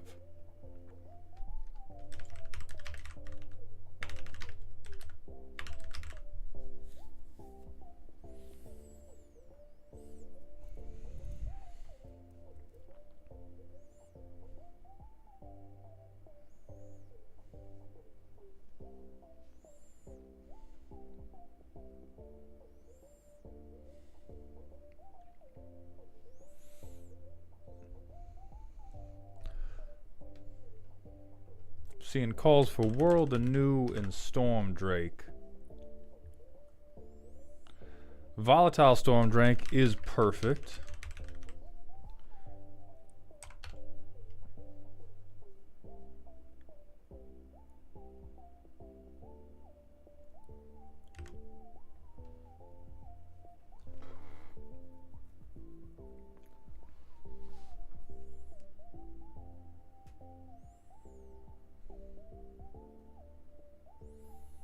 Okay, how about this? This one's funny. This can replace one of our big shitheads. It's a massive theft spell. I didn't even know this one existed. Yeah, let's get some specific flavor into this rather than just pie in the sky. I hope to God I can untap 8 million times.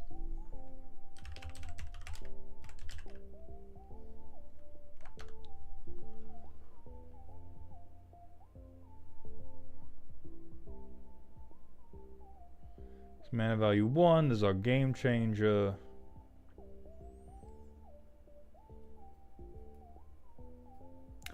This is going to depend on your pod and how likely they are to crash out, quite frankly. But Personal Tutor, not technically a game changer, even though perhaps it should be.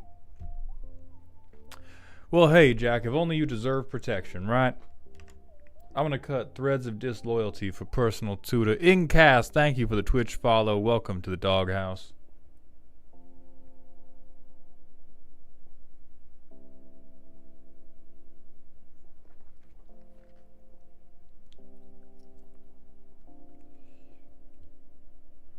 Lord have mercy, that is it. Okay.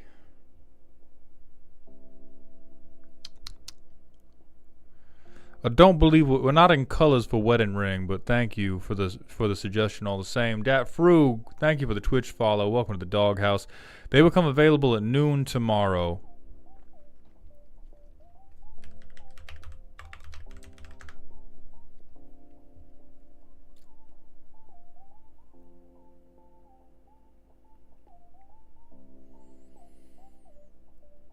No, this is not. Ugh. This is quite bad. I like the pod though.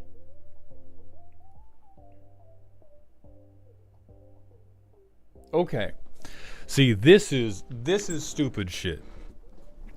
This is how we do it. This is how we get some flavor. This is the paprika we're going to put into currently what is an untapped combo with a bad payoff. This is the Popeyes chicken sandwich. You're going to have synthesis pod, and now, once we establish the machine, you're going to exile your dookie untappers and turn them into good random spells from your opponent's libraries. This is, alright, this is how we win.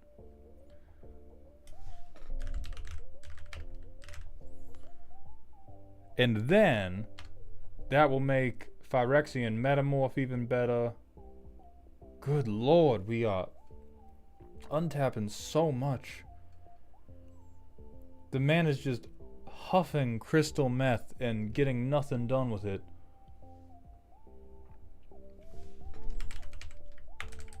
Let's go to the zoo and see if the zookeepers have any of the things for us. Sets, tags, more, theft.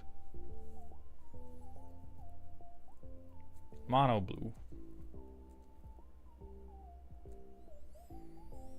I think Thada Adele is funny, but not...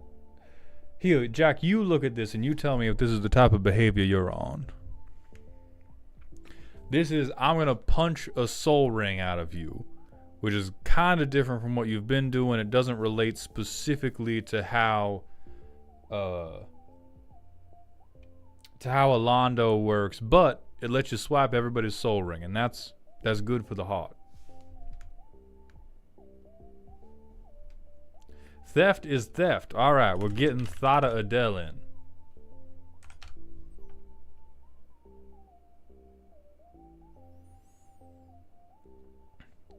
I'm going to take...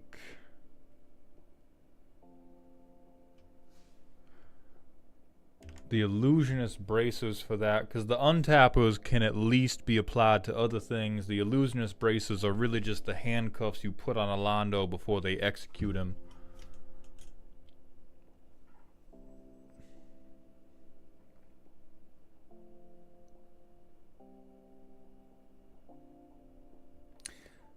I don't think we have death triggers, which would make Kega quite fucking funny.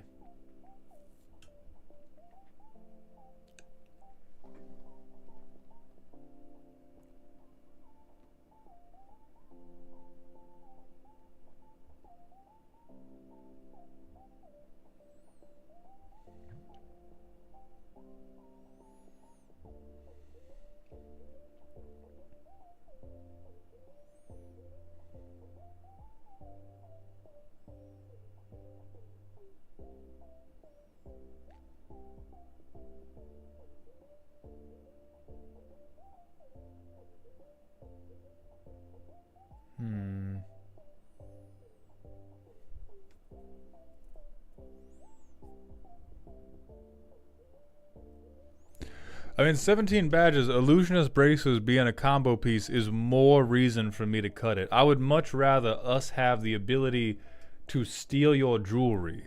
I would much rather run pockets more effectively than I would untap more effectively. We have that already. The X spells kind of... It's tough here because I've played with Blue Sun's Twilight a lot in Brawl, and oh my lord, nothing will make a motherfucker scoop faster than hitting them with a Blue Sun's Twilight on one of their best creatures.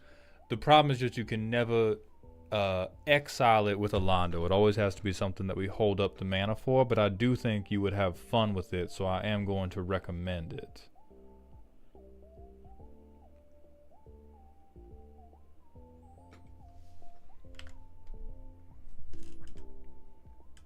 Who did I say? Blue Suns. This Twilight? Which was this? Twilight.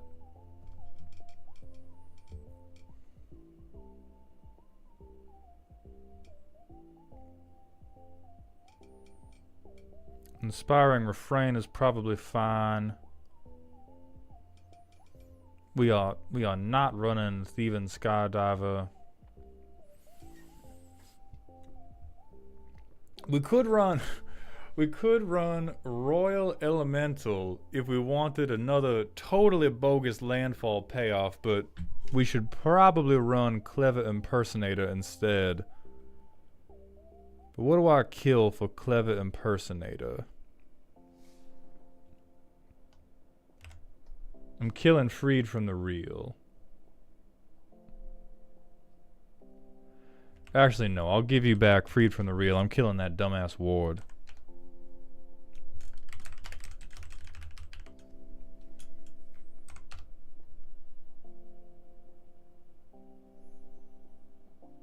What about Subjugate the Hobbits? Why is that a card?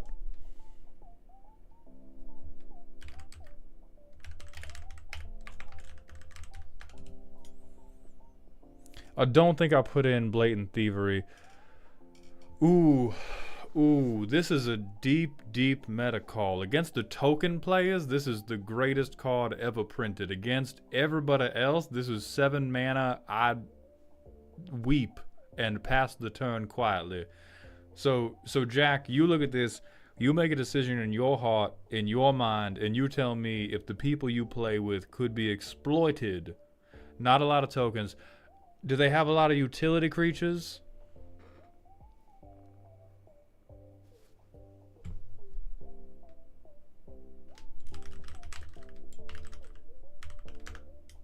Some mana dorks, okay. Then yeah, I don't think we run that one.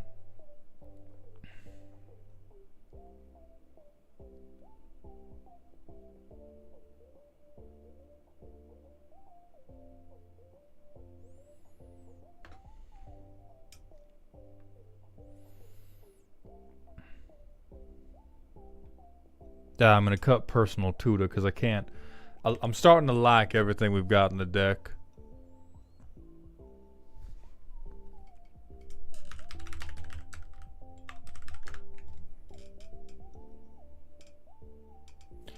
This is this is quite funny. You would have to hold up a deeply irresponsible amount of mana, but if you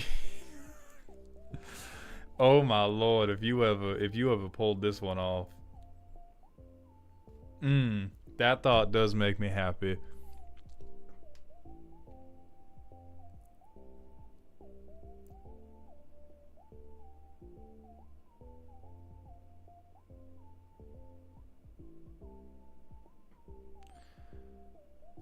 I think we don't need Spit in Image necessarily because we've replaced it with other stuff. Yeah, massive yoink. Massive yoink behavior going on here.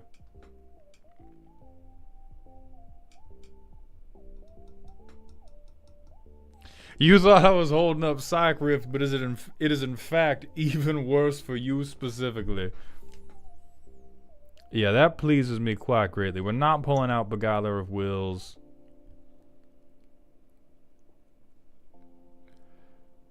J.Wab, thank you for the 1-bit cheer. You pull that off and you become a ghost story Selesnya players tell each other to make them responsible. Yeah, this is the like... This is how parents convince their children to not overcommit to the big flashy play. You could put that shit on game nights. This would be hilarious every time. All right, I think that's a good spot. Let me put you on the Google slide.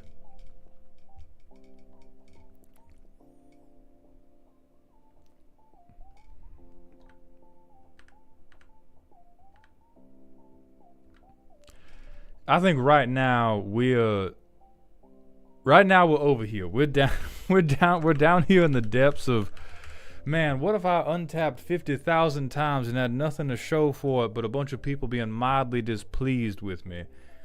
Now we're going straight up. So I'm going to share the link to the different version of the deck here. So this is essentially, I've just, in as many places as possible, I have replaced the untappers with a specific and more interesting and more funny piece of theft, such that we have more hits for Orlando to run into that will make us feel like a theft deck sooner rather than just a ball hog deck. Thank you, Jack. I hope you enjoyed. And then we'll place Tusken as well. I mean, Tusken's was definitely a workhorse deck. It just didn't know how to work. Dat Frug, the deck roasts. Oh wait, I can drop the accent now. Thank God. The deck roasts are a Ko-Fi commission. Those are going to open up tomorrow at noon. So by the time I go live on stream tomorrow, those commissions will be for sale.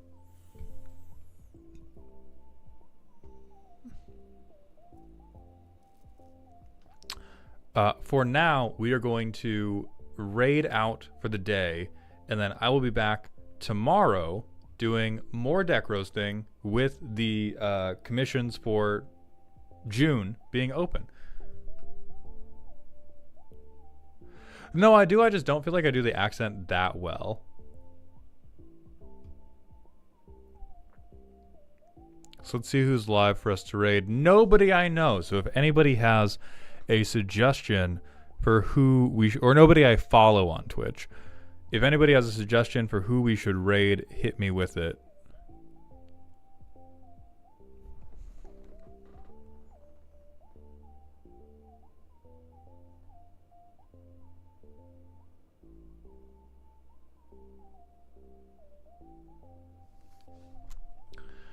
Cottontail VA is doing a charity stream. We will hit the charity stream.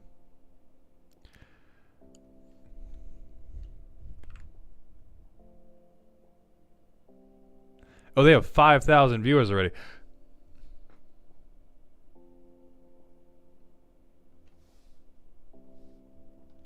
Let's get Tulok. Tulok has raided us a few times.